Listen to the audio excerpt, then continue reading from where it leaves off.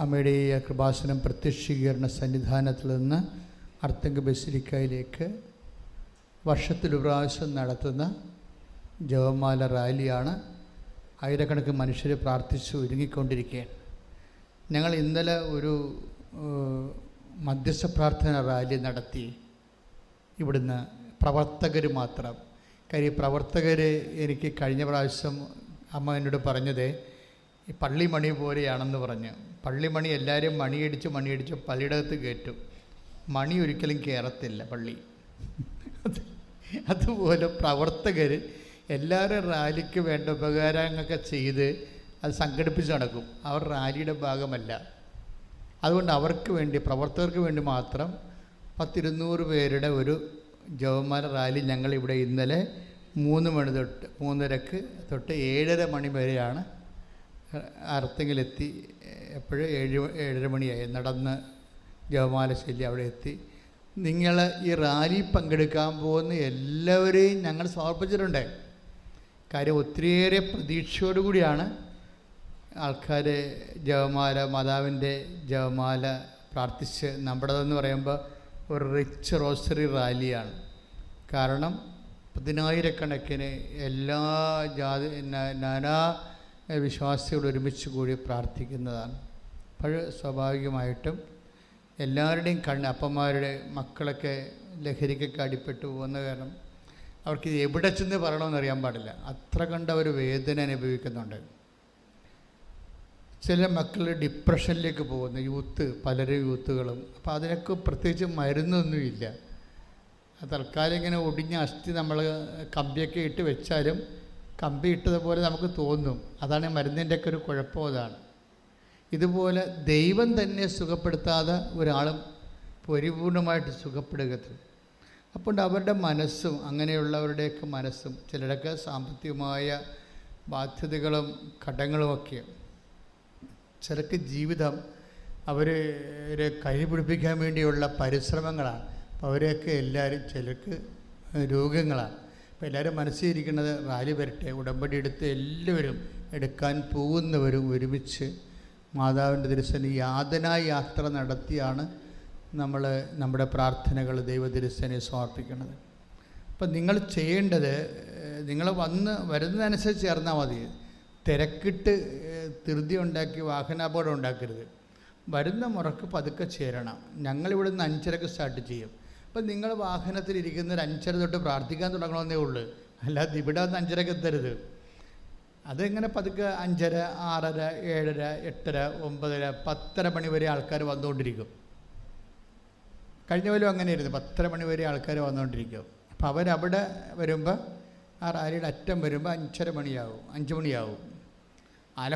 അർത്തിങ്കൽ ശുശ്രൂഷ 5 മണി വരെ ഉണ്ടാകും. റാലി വരണവരെ അർത്തിങ്കൽ അഭിനന്ദ പിതാക്കന്മാരുടെ പരിശുദ്ധ കുർബാനയും സന്ദേശമൊക്കെ ഇട്ട് വളരെ, അത് കഴിഞ്ഞിട്ട് ആരാധനയാണ്. ഇപ്പം ഒരു 10:30 നമ്മളെ റാലി അവിടെ എത്തിയാൽ 10:30 നമ്മുടെ കോഴിക്കോട് അഭിനന്ദ ചക്കരക്കൽ പിതാവിൻ്റെ പരിശുദ്ധ കുർബാനയാണ്. അതൊരു 11:30, 12 മണിയാകുമ്പോൾ കാഞ്ഞിരപ്പള്ളി പിതാവിൻ്റെ, അറക്കൽ പിതാവിൻ്റെ ജപമാല റാലി സന്ദേശമാണ്. അപ്പം അതൊരു 1 മണിയാകുമ്പോൾ, മിക്കവാറും 1:30 മലങ്കര റൈറ്റിൽ പത്തനംതിട്ട പിതാവിൻ്റെ, സാമൂൽ ഇർനേസ് പിതാവിൻ്റെ പരിശുദ്ധ കുർബാനയാണ് മലങ്കര റൈറ്റിലെ. അതിനുശേഷം അത് ഒരു 3 മണിക്ക് അവസാനിക്കുകയാണെങ്കിൽ ആ 3 മണി മുതൽ പിന്നെ ആരാധനയാണ്. ഞാൻ ഉൾപ്പെടെ ശുശ്രൂഷയിലിരിക്കുന്ന എല്ലാ വൈദികരുടെയും ഒരു ആരാധനയും സമാപനത്തിൽ ആരാധന. നിങ്ങളുടെ ആ ആരാധനയിലാണ് എല്ലാവരുടെയും വിഷയങ്ങളെ കളക്ട് ചെയ്ത് പരിശുദ്ധ കുർബാനയിൽ പരിശുദ്ധ അമ്മയുടെ മാധ്യസ്ഥ ഈശോയ്ക്ക് ഏൽപ്പിക്കുന്നത്. അത് മിക്കവാറും 2 മണിക്കൂർ ആരാധന ഉണ്ടാവും. അപ്പോൾ ഇതാണ് ടൈം ടേബിളിൻ്റെ ഒരു അവസ്ഥ. അപ്പോൾ അതനുസരിച്ചിട്ട് നിങ്ങൾക്കറിയാമല്ലോ, എല്ലാ ഡിപ്പോകളും, ട്രാൻസ്പോർട്ട് ഡിപ്പോകളിൽ നിന്നും ബസ്, ട്രാൻസ്പോർട്ട് ഡിപ്പാർട്ട്മെൻറ്റ് തന്നെ, KSRTC തന്നെ റാലിക്ക് വേണ്ടി ബസ് അറേഞ്ച് ചെയ്തിട്ടുണ്ട്. 50 പേര് അനുസരിച്ച് എല്ലാ ഡിപ്പോയും, കേരളത്തിൻ്റെ അറ്റം തൊട്ട് അറ്റം, കാസർഗോഡ് വരെ, ട്രിവാൻഡ്രം മുതൽ കാസർഗോഡ് വരെ എല്ലാ ഡിപ്പോയിൽ നിന്നും ട്രാൻസ്പോർട്ട് ബസ്സുണ്ട്. റാലിക്ക് വേണ്ടി അവരെ തിരിച്ചു കൊണ്ടുപോവുകയും ചെയ്യും. അപ്പോൾ നിങ്ങൾ അവിടെ പോയി ബുക്ക് ചെയ്യണമെന്നേ ഉള്ളൂ. പിന്നെ പ്രൈവറ്റ് ആയിട്ട് വരുന്നവരുണ്ട്. വരുന്നവരെല്ലാവരും ആ പ്രാർത്ഥനയുടെ മൂഡിൽ വരണം. ജപമാല കയ്യിലെടുത്ത് പ്രാർത്ഥിച്ചുകൊണ്ട് വരണം. അപകടങ്ങളൊന്നും ഉണ്ടായില്ലാതെ സ്വസ്ഥവും സമാധാനവും സുരക്ഷിതവുമായി എത്തുകയും കണ്ണീരിട്ട് പ്രാർത്ഥിക്കുന്നവരുടെ എല്ലാ വിഷയത്തിൻ്റെ മേലും ദൈവിക തീരുമാനം എത്രയും വേഗം ഉണ്ടാകാൻ വേണ്ടി എല്ലാവർക്കും വേണ്ടി ഞങ്ങൾ തന്നെ നേരത്തെ പ്രാർത്ഥിച്ചിരിക്കുകയാണ്. അപ്പം അതുകൊണ്ട് സന്തോഷമായിരിക്കണം. ഒരു കുപ്പി വെള്ളമോ ഇത്തിരി ഭക്ഷണമൊക്കെ കൈ കരുതണത് ബുദ്ധിപരമാണ്. ഞങ്ങളെ കരുതിയിട്ടുണ്ട് ഇവിടെ തീർച്ചയായിട്ടും. അല്ലാതെ തന്നെ നിങ്ങളുടെ കയ്യിലാണെങ്കിൽ റാലി മുറിഞ്ഞു പോകാതിരിക്കാനും ഇടയ്ക്ക് നിന്നൊക്കെ ഭക്ഷണം വാങ്ങിച്ച് കഴിച്ച് അവിടെ നിന്ന് പിന്നെ അത് അങ്ങനെ ഒരു സമയം നിങ്ങൾക്ക് നഷ്ടപ്പെട്ടു പോകാതിരിക്കാൻ വേണ്ടി ഒരു 4 മണിക്കൂർ യാത്രയേ ഉള്ളൂ.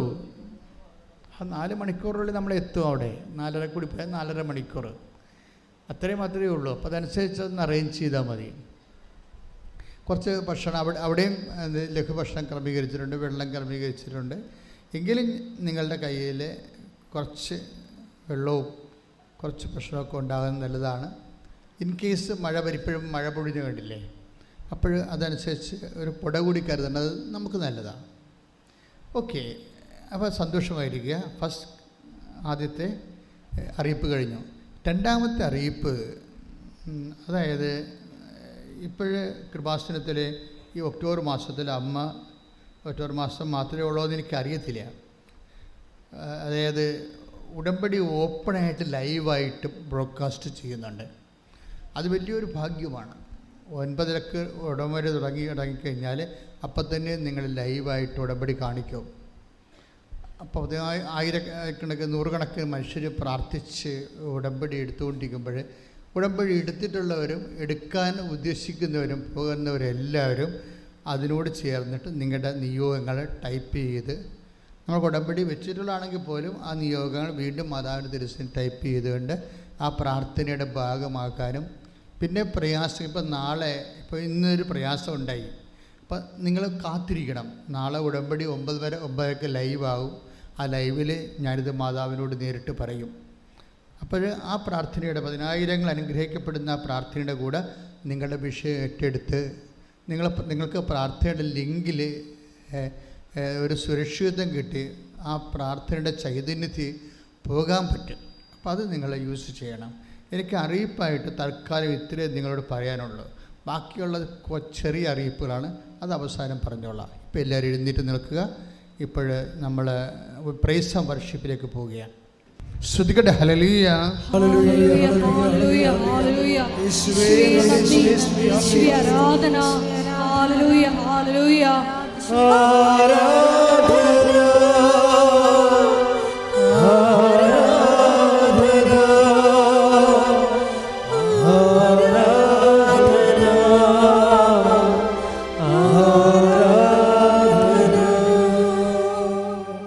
പരിശുദ്ധ പരമ ദിവ്യകാരുണ്യത്തിന് ആരാധനയും സ്തുതിയും പുകഴ്ചയും ഉണ്ടായിരിക്കട്ടെ. പരിശുദ്ധ പരമ ദിവ്യകാരുണ്യത്തിന് ആരാധനയും സ്തുതിയും പുകഴ്ചയും ഉണ്ടായിരിക്കട്ടെ. പരിശുദ്ധ പരമ ദിവ്യകാരുണ്യത്തിന് ആരാധനയും സ്തുതിയും പുകഴ്ചയും ഉണ്ടായിരിക്കട്ടെ. ദിവ്യകാരുണ്യനാഥന്റെ മുമ്പിൽ ഒരിക്കൽ കൂടി കൃപാസനത്തിൽ വന്ന് മരിയൻ ഉടമ്പടിയെടുത്ത് പ്രാർത്ഥിച്ചു പോയിട്ടുള്ള 2015 മുതൽ ലക്ഷക്കണക്കിന് മക്കളാണ് നാളിതുവരെ കൃപാസനത്തിൽ വന്ന് തീർത്ഥാടന ഉടമ്പടിയെടുത്ത് പ്രാർത്ഥിച്ചു പോയിട്ടുള്ളത്. ഒപ്പം തന്നെ ഓൺലൈനായി മരിയൻ ഉടമ്പടിയെടുത്ത് പ്രാർത്ഥിക്കുന്ന ലോകത്തിൻ്റെ വിവിധ ഭൂഖണ്ഡങ്ങളിലായിരിക്കുന്ന സഹോദരങ്ങളുണ്ട്. ഒപ്പം തന്നെ ലൈറ്റ് ക്യാൻഡിൽ പ്രെയർ വഴി തങ്ങളുടെ നിരവധിയായ നൊമ്പരങ്ങൾ ഓരോ ദിവസവും മരിയൻ സന്നിധാനത്തിൽ ഇറക്കി വയ്ക്കുന്ന മക്കളുണ്ട്. ഓരോരുത്തരുടെയും വിവിധങ്ങളായ ജീവിത വിഷയങ്ങളെ ഈ സമയം ഞങ്ങൾ ഈ ആരാധനയോട് ചേർത്ത് സമർപ്പിച്ച് പ്രാർത്ഥിക്കുന്നു. പരിശുദ്ധമേ ദൈവമാതാവേ, ഈ മക്കൾക്ക് എല്ലാവർക്കും വേണ്ടി നീ മധ്യസ്ഥം പ്രാർത്ഥിക്കണമേ എന്ന് ഞങ്ങൾ ഒരു നിമിഷം പ്രാർത്ഥിക്കുന്നു. ഏറെ പ്രത്യേകമായിട്ട് സമയഘടികാരം നെഞ്ചിൽ ചാർത്തി പ്രത്യക്ഷയായ പരിശുദ്ധ അമ്മയുടെ പ്രത്യേക മധ്യസ്ഥതയാൽ സമയബന്ധിതമായി ഞങ്ങളുടെ ജീവിതത്തെ അലട്ടുന്ന ഓരോ ജീവിത ദുരിതങ്ങളിലും ഇടപെട്ടുകൊണ്ട് ആ മക്കളെ ഓരോരുത്തരെയും സാക്ഷികളാക്കി ഈ അൾത്താരയിൽ വന്ന് ശിഷ്യന്മാരെ അയക്കുമ്പോഴും സമാധാനത്തിൻ്റെ ദൂതനെക്കുറിച്ചുമൊക്കെ കർത്താവ് ആവർത്തിച്ച് പറയുന്നുണ്ട്. പരിശുദ്ധാത്മാവിൻ്റെ ഈ വലിയ ഫലം സമാധാനമാണെന്നും നമുക്ക് വ്യക്തമായിട്ട് ഗ്രഹിച്ച് അറിയുകയും ചെയ്യാം. ഇന്ന് ഈ സമയം അശാന്തിയിലും വിവിധങ്ങളായ ബുദ്ധിമുട്ടുകളിലൂടെ കടന്നു പോകുന്ന ലോകസമാധാനത്തിനു വേണ്ടി ലോകരാഷ്ട്രങ്ങളുടെ ഇടയിൽ പൊതുധാരണയുണ്ടായി സമാധാനം പുനഃസ്ഥാപിക്കാൻ ഇടവരുത്തുവാൻ വേണ്ടി നമുക്കിപ്പോൾ മൗനമായി പ്രാർത്ഥിക്കാം.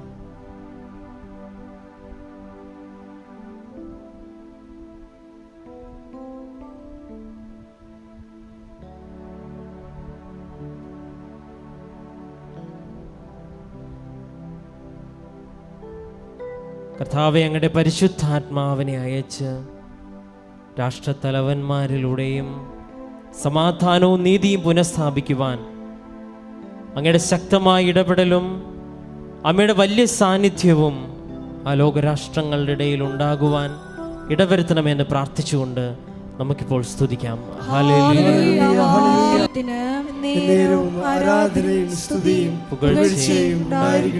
പരിശുദ്ധ പരമ ദിവ്യകാരുണ്യത്തിന് ആരാധനയും സ്തുതിയും പുകഴ്ചയും ഉണ്ടായിരിക്കട്ടെ. ഈ ആരാധന മണിക്കൂറില് ഏറെ പ്രത്യേകമായിട്ട് നിന്റെ സ്വാന്തനം ആവശ്യമായിട്ടുള്ള മക്കളെ പ്രത്യേകമായിട്ട് സമർപ്പിച്ച് പ്രാർത്ഥിക്കുന്നു. ജപ്തി നടപടികളിലൂടെ കടന്നു പോകുന്ന സഹോദരങ്ങള്, ജോലിയില്ലാതെ മാസങ്ങളോളം വിഷമിക്കുന്ന സഹോദരങ്ങള്, രോഗം എന്താണെന്ന് പോലും കണ്ടുപിടിക്കാൻ പറ്റാത്ത മാനസികാവസ്ഥയിലൂടെ കടന്നു പോകുന്ന സഹോദരങ്ങള്, ലഹരി വസ്തുക്കള് അടിപ്പെട്ടുകൊണ്ട് കുടുംബം തകർന്നിരിക്കുന്ന വ്യക്തികള്, പ്രണയക്കെണികളിൽ അകപ്പെട്ടു പോയിട്ടുള്ള യുവതി യുവാക്കള്, പരിശുദ്ധമേ ദൈവമാതാവേ, അമ്മ സമയഘടികാരം നെഞ്ചിൽ ചാർത്തി ഈ അൾത്താരയിൽ പ്രത്യക്ഷപ്പെട്ട് പറഞ്ഞത് ദുരന്തം ഉണ്ടാകാൻ പോകുന്നു, പ്രാർത്ഥിക്കണമെന്നാണല്ലോ. ഞങ്ങളുടെ ജീവിതത്തിൽ ഞങ്ങളിപ്പോൾ പലവിധ ദുരന്ത അവസ്ഥകളിലൂടെ കടന്നുപോയിക്കൊണ്ടിരിക്കുകയാണ്. അമ്മേ, നാളിതുവരെ കൃപാസന അൾത്താരയിൽ പറഞ്ഞിട്ടുള്ള സാക്ഷ്യങ്ങളോട് ചേർത്ത് വെച്ചുകൊണ്ടാണ് നിന്റെ തിരുക്കുമാരനോട് ഞങ്ങൾക്ക് വേണ്ടി മധ്യസ്ഥം പ്രാർത്ഥിക്കണമേ എന്ന് ഈ ആരാധനാ സമയം ഞങ്ങൾ പ്രത്യേകമായിട്ട് പ്രാർത്ഥിക്കുന്നത്. ഏറെ പ്രത്യേകമായിട്ട് നിന്റെ ദൈവിക ഇടപെടൽ ഞങ്ങൾക്കിപ്പോൾ ആവശ്യമാണെന്ന് ഞങ്ങൾ ഏറ്റുപറയുന്നു. ഞങ്ങളെ ഓരോരുത്തരെയും ഇത്രയും വേഗം ഈ അൾത്താരയിൽ വന്ന് ദൈവത്തെ മഹത്വപ്പെടുത്തി സാക്ഷ്യം പറയാനുള്ള കൃപയ്ക്കായിട്ട് ഞങ്ങളെ ഓരോരുത്തരെയും ഈ ആരാധനയിലൂടെ ഒരുക്കണമേ എന്ന് പ്രാർത്ഥിക്കുന്നു. ഈശോയെ, ഞങ്ങൾ എടുത്തിട്ടുള്ള ഉടമ്പടിയിൽ വന്നു പോയിട്ടുള്ള പോരായ്മകളെ ഞങ്ങൾ ഓർത്ത് ഞങ്ങളിപ്പോൾ അത് പരിഹരിക്കുമെന്ന് പ്രതിജ്ഞ എടുക്കുന്നു. ഈശോയെ, പലപ്പോഴും കാരുണ്യ പ്രവർത്തികൾ ചെയ്യുന്നതിലും ഞങ്ങൾ തന്നെ ഇറങ്ങി ഈശോയെ നിന്നെ അറിയിക്കുവാനുള്ള പ്രേക്ഷിത പത്രം വിതരണം ചെയ്യാനുമൊക്കെ ഞങ്ങൾ മടി കാണിച്ചു പോയിട്ടുണ്ട്. ഈശോയെ, ഞങ്ങൾക്ക് ഒരൊറ്റ ജീവിതം മാത്രമേ ഉള്ളൂ, നിന്നെ മഹത്വപ്പെടുത്തി നിന്റെ പ്രവർത്തികൾ ചെയ്യാനുള്ളൂ എന്നുള്ള വലിയ ആന്തരിക ബോധ്യം ഞങ്ങൾക്ക് നൽകണമേ. ഓരോ നിമിഷവും ഈശോയെ നിന്നെ മഹത്വപ്പെടുത്തി ജീവിച്ചുകൊണ്ട് ഞങ്ങളെ സാക്ഷികളാക്കി ഉയർത്തണമേ എന്ന് പ്രാർത്ഥിച്ചുകൊണ്ട് നമുക്കൊരു നിമിഷം സ്തുതിക്കാം. ഹല്ലേലൂയ, യേശുവേ ആരാധന, ഹല്ലേലൂയ, ഹല്ലേലൂയ, ആരാധന, ആരാധന, ഹല്ലേലൂയ, യേശുവേ ആരാധന, ഹല്ലേലൂയ.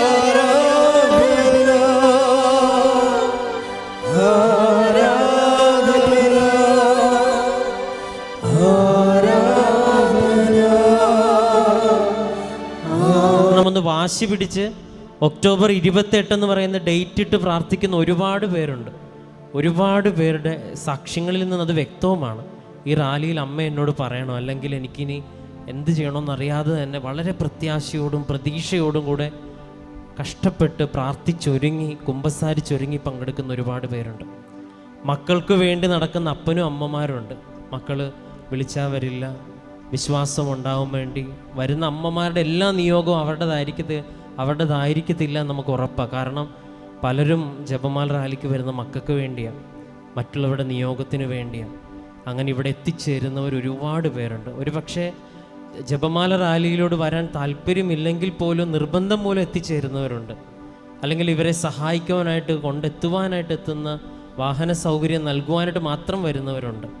കൂടെ സഹായിക്കാൻ എത്തിച്ചേരുന്നവരുണ്ട്. അങ്ങനെ പങ്കെടുക്കുന്ന എല്ലാവർക്കും എമാവുസിൽ കർത്താവ് കൂടെ പോയ വലിയ അനുഭവം ഉണ്ടാകുവാനായിട്ട് ഇടവരണമെന്ന് നമുക്ക് പ്രാർത്ഥിക്കണം. നടത്തിപ്പ് ഇവിടെ നിന്നുള്ള ഓരോ നിമിഷവും കർത്താവ് അനുഗ്രഹം ഇങ്ങനെ നിറച്ചു വെച്ചിട്ടുണ്ട്. നടക്കുന്ന ഓരോ വ്യക്തികൾക്ക് ശാരീരികവും മാനസികമായും ദൈവം കൂടെയുണ്ടെന്ന് അമ്മയുടെ സാന്നിധ്യം സുഗന്ധാഭിഷേകമായും കൂടെ നടക്കുന്നു. അമ്മയുടെ പ്രത്യക്ഷീകരണം പോലും സംഭവിക്കത്തക്ക വിധ അനുഗ്രഹത്തോടും അനുഭവത്തോടെ നാനാജാതി മതസ്ഥർ ദൈവത്തിൻ്റെ മക്കളായി ഒരുമിച്ച് ഇങ്ങനെ വിശ്വാസം പ്രഖ്യാപിച്ച് വിശ്വാസം പ്രയോഗിച്ച് മനസ്സിലും ആഴത്തിൽ ദൈവത്തെ ഏറ്റുപറഞ്ഞുകൊണ്ട് അമ്മയുടെ മധ്യസ്ഥം വഹിച്ചുകൊണ്ട് മുന്നോട്ട് പോകുമ്പോൾ ആ നിമിഷങ്ങളൊക്കെയും അനുഗ്രഹത്തിൻ്റെ നിമിഷങ്ങളാകാൻ നമുക്ക് പ്രാർത്ഥിക്കണം. ഉടമ്പടി ഒരു ജീവിതയാത്രയാണ്. ദൈവത്തെ മുറുകെ പിടിക്കുവാനായിട്ട് ഉടമ്പടി പഠിപ്പിക്കുന്ന ഈ ജീവിതയാത്രയിൽ കർത്താവ് ഇടയനായിട്ട് നമ്മുടെ കൂടെ ഉണ്ടാവണം. നയിക്കുന്ന ബഹുമാനപ്പെട്ട ജോസഫ് അച്ഛനെ സമർപ്പിക്കുന്നു. ഒപ്പം അഭിവന്യ പിതാക്കന്മാരെ സമർപ്പിക്കുന്നു. അവിടെ അർപ്പിക്കപ്പെടുന്ന ബലിയിൽ അർപ്പിക്കപ്പെടുമ്പോഴും വിശുദ്ധ കുർബാന അർപ്പിക്കപ്പെടുമ്പോഴും എല്ലാം അനേകർക്ക് ദൈവാനുഭവം നൽകപ്പെടുന്ന അനുഭവം ഉണ്ടാകുവാനായിട്ട് ഇടവരുത്തണമേ എന്ന് പ്രാർത്ഥിക്കുന്നു. ഗായക ശുശ്രൂഷ ചെയ്യുന്നവരെ സമർപ്പിക്കുന്നു. അണിയറയിൽ പ്രവർത്തിക്കുന്ന കൃപാസനത്തിൻ്റെ എല്ലാ ശുശ്രൂഷകളെയും പ്രവർത്തിക്കുന്നു. ഇതേ സമയം തന്നെ ലോകമെമ്പാടും നടക്കുന്ന കൃപാസനത്തിനോട് ഐക്യദാർഢ്യം പ്രഖ്യാപിച്ചിട്ടുള്ള അനേകം ജപമാല റാലികളെയും അവരുടെ നിയോഗങ്ങളെയും സമർപ്പിക്കുന്നു. സഭയുടെ ശാക്തീകരണത്തിനും വിശുദ്ധീകരണത്തിനും ലോകങ്ങളുടെ ധാരണയ്ക്കും നമ്മുടെ വ്യക്തിപരമായി ഉടമ്പടി എടുത്തുപോയ എല്ലാ നിയോഗങ്ങളുടെ മേലും അമ്മയൊരു തീരുമാനമെടുക്കുവാൻ, അമ്മ സാന്നിധ്യം അറിയിക്കുവാൻ ഇടവരുത്തണമേ എന്ന് പ്രാർത്ഥിക്കുന്നു. കർത്താവ് നമ്മുടെ ഇടയനാണ്, അവൻ നമ്മളെ നടത്തും. അങ്ങനെ വലിയൊരു അനുഭവം, കർത്താവ് നയിക്കപ്പെടുന്ന അനുഭവം പ്രദാനം ചെയ്യുന്ന, ജീവിതത്തിൽ എന്നും നമ്മുടെ ആസ്തിയിലേക്ക് ചേർത്ത് വെക്കാൻ, ജീവിതത്തിൽ എന്ത് പ്രാർത്ഥിച്ചു എന്ന് ചോദിക്കുമ്പോൾ ഞാൻ എൻ്റെ പരിശുദ്ധ അമ്മയുടെ കരം പിടിച്ച് പുണ്യാളൻ്റെ നടയിലേക്ക് നടന്ന ജപമാല അതെൻ്റെ ജീവിതത്തിൽ എന്നും വലിയൊരു അനുഭവമായിട്ട് മാറണമേ എന്ന് പ്രാർത്ഥിച്ചുകൊണ്ട് കർത്താവ് ഇടയനാണ് എന്നുള്ള ഈരടികളെ ഏറ്റുപാടി കർത്താവ് എന്നെ നയിക്കുമെന്ന് ആത്മാർത്ഥമായി പ്രാർത്ഥിച്ച് പങ്കെടുക്കുന്ന ഓരോ വ്യക്തികൾക്കും അവിടെ ചെന്നെത്തുമ്പോൾ അവിടെ നമ്മളെ സഹായിക്കുന്ന അർത്തിങ്കൽ ബസിലിക്കയിലെ പുരോഹിതരെയും ശുശ്രൂഷകരെയും സമർപ്പിതരെയും അങ്ങനെ അറിഞ്ഞും തെളിഞ്ഞും ഞങ്ങളെ സഹായിക്കുന്ന ഓരോരുത്തർക്കും അമ്മ മാതാവ് വലിയ കൃപയുടെ കൂടാരം തുറന്ന് അനുഗ്രഹങ്ങൾ വർഷിക്കണമേ എന്ന് പ്രാർത്ഥിച്ച് കർത്താവേ അങ്ങ് ഞങ്ങളെ നയിക്കണമേ എന്ന് പ്രാർത്ഥിച്ചുകൊണ്ട് നമുക്ക് കർത്താവിൻ്റെ ഇടയനെന്ന ഈരടികൾ ഇപ്പോൾ ഏറ്റുപാടാം.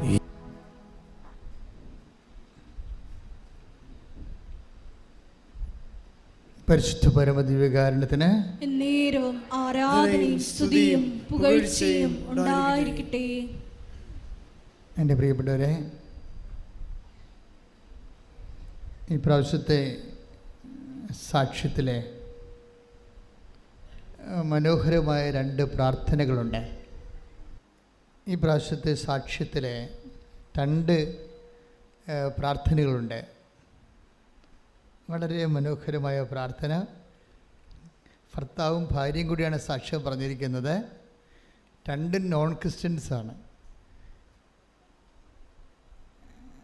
നിഷ ആലുവ അവരുടെ ഹസ്ബൻഡുമാണ്. അപ്പോൾ എനിക്ക് ആ സാക്ഷ്യം കേട്ടപ്പോൾ എൻ്റെ മനസ്സിൽ വന്നത്, ഇവർ രണ്ടുപേരും പ്രാർത്ഥിക്കുന്ന പ്രാർത്ഥനയുടെ കണ്ടൻറ്റ് വൈസ് ഭയങ്കര റിച്ചാണ്.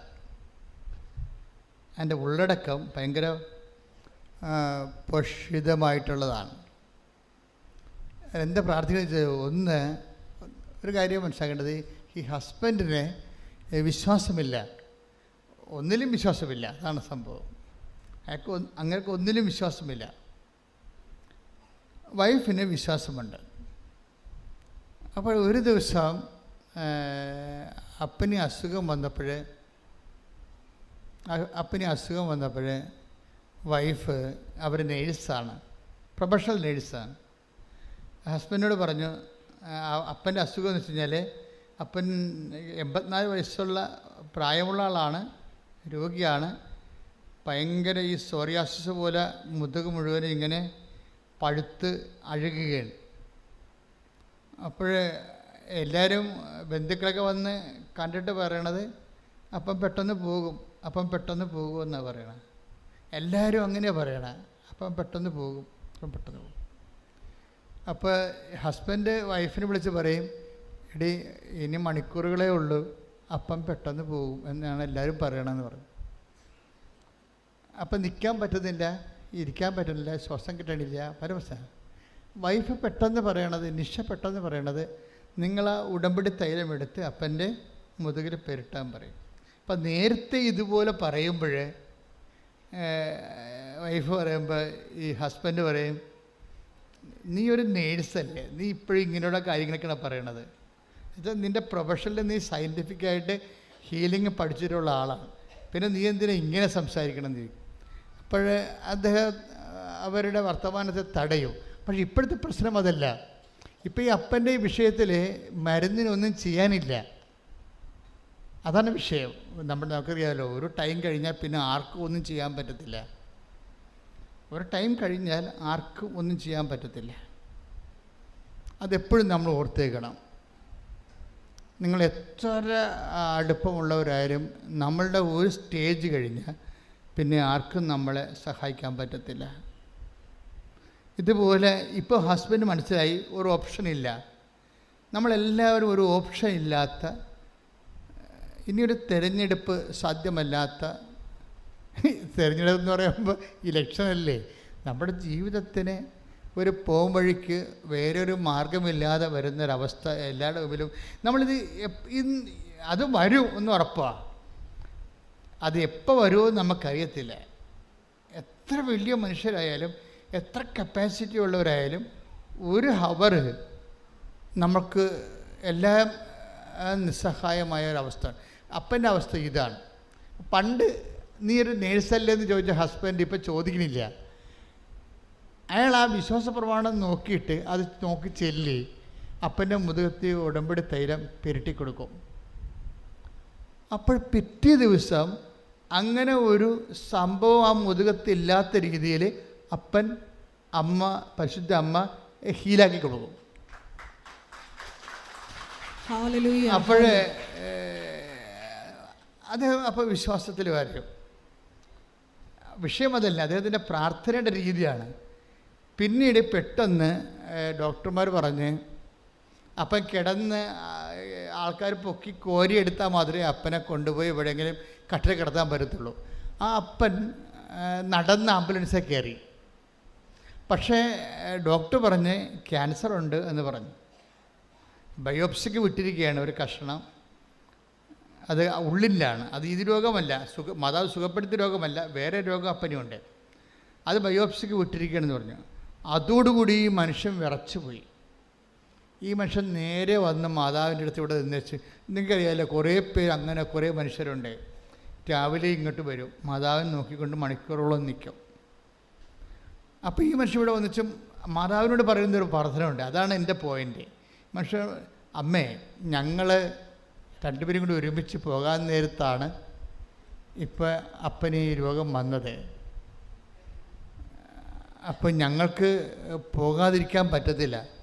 അതുകൊണ്ട് അമ്മ ഇത് സുഖപ്പെടുത്തിയേ മതിയാവത്തുള്ളെന്ന് പറയും. എന്ന് വെച്ച് കഴിഞ്ഞാൽ അതൊരു കാർക്കശ്യം പോലെയാണ്. അദ്ദേഹം പറഞ്ഞിരിക്കുന്നത് ഇതാണ്, ഈ സമയത്ത്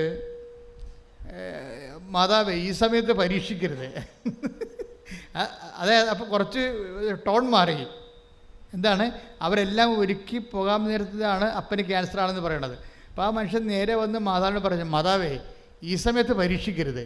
എന്താണ് പറയണത്, ഞങ്ങൾ പോകാൻ നിൽക്കുകയാണ്. അപ്പോൾ പ്രാർത്ഥനയുടെ ആ ഒരു കണ്ടൻറ്റ് വയസ്സ് കണ്ട എന്താണ് പറഞ്ഞത്, അയാൾ എന്താ പറഞ്ഞത്, മാതാവേ ഈ സമയത്ത് പരീക്ഷിക്കരുത്. നമ്മൾക്ക് ഇത്രയും ഇൻറ്റിമേറ്റായിട്ട് ട്രാൻസ്ഫർ ചെയ്യാൻ കഴിയണം.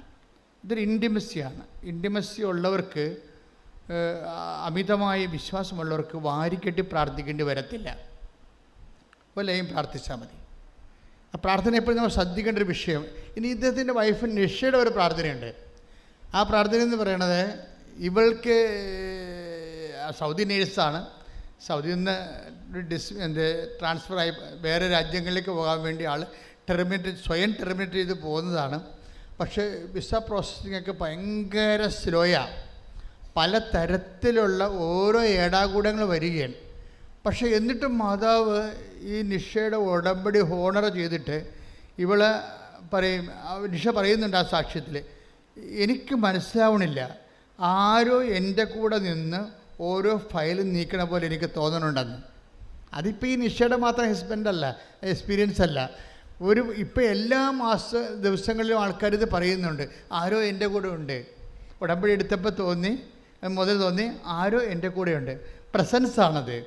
ഈ പ്രസൻസ് സെൻസ് ചെയ്യുന്ന ആൾക്കാർ, അതുകൊണ്ടാണ് ഞാൻ നിങ്ങളോട് വിശുദ്ധിയോടെ ജീവിക്കണം.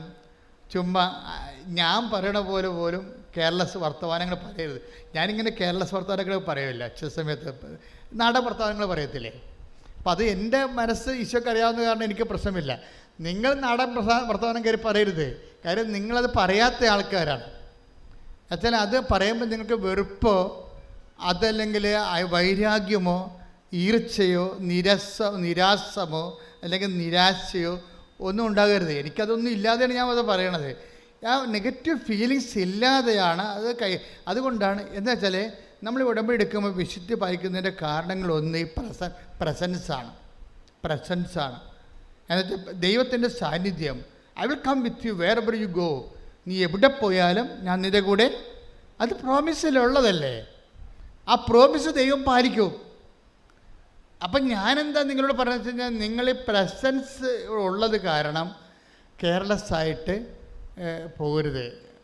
ദൈവത്തിൻ്റെ സാന്നിധ്യം കൂടെയുണ്ട്. അതാണ് നിഷ പറയണത്. എൻ്റെ ഓരോ ഫയലും കൂട്ടുകാർക്ക് ആർക്കും വരണില്ല.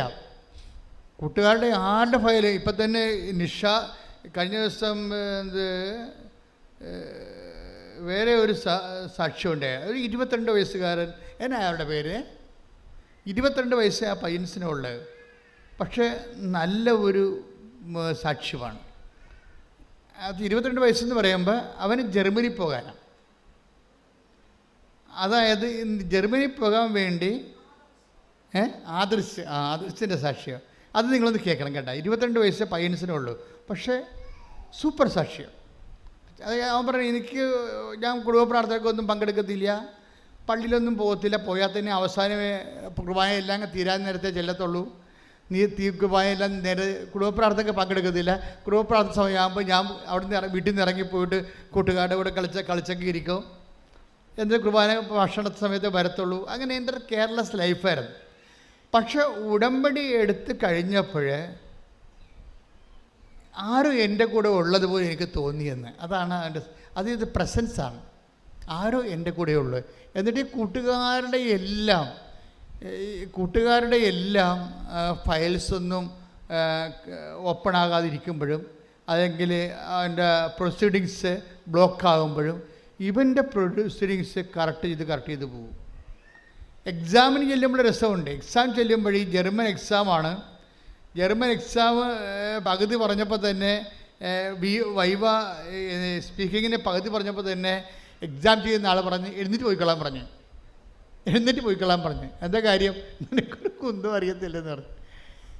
അപ്പോൾ എഴുന്നേറ്റ് പോയിക്കൊള്ളാൻ പറഞ്ഞപ്പോൾ പിന്നെ ഞാൻ എഴുതി വെച്ചാൽ അയാൾ നോക്കണമില്ല. അതായത് എഴുതിയ ആളിൻ്റെ എൻ്റെ അടുത്തിരുന്ന് എഴുതിയ ആളിൻ്റെ കണ്ടീഷനുമാണ്. ഓരോ ഇൻഡാസവനതേ എൻ്റെ അടുത്തിരുന്ന് എഴുതിയ ആളിൻ്റെ കണ്ടീഷനുമായത് കാരണം അവൻ്റെ അടുത്തിരുന്ന ഞാൻ എഴുതിയത്. അതുകൊണ്ട് എൻ്റെ പേപ്പറിനും നോക്കിയില്ല, വൈറസ് കയറുമെന്ന് പറഞ്ഞുകൊണ്ട് അയാൾ എൻ്റെ പേപ്പറും നോക്കിയില്ല.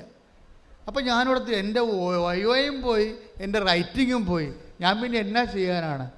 പക്ഷേ രാത്രിയായപ്പോൾ മെസ്സേജ് വന്നു, നീ പാസ്സായെന്ന്.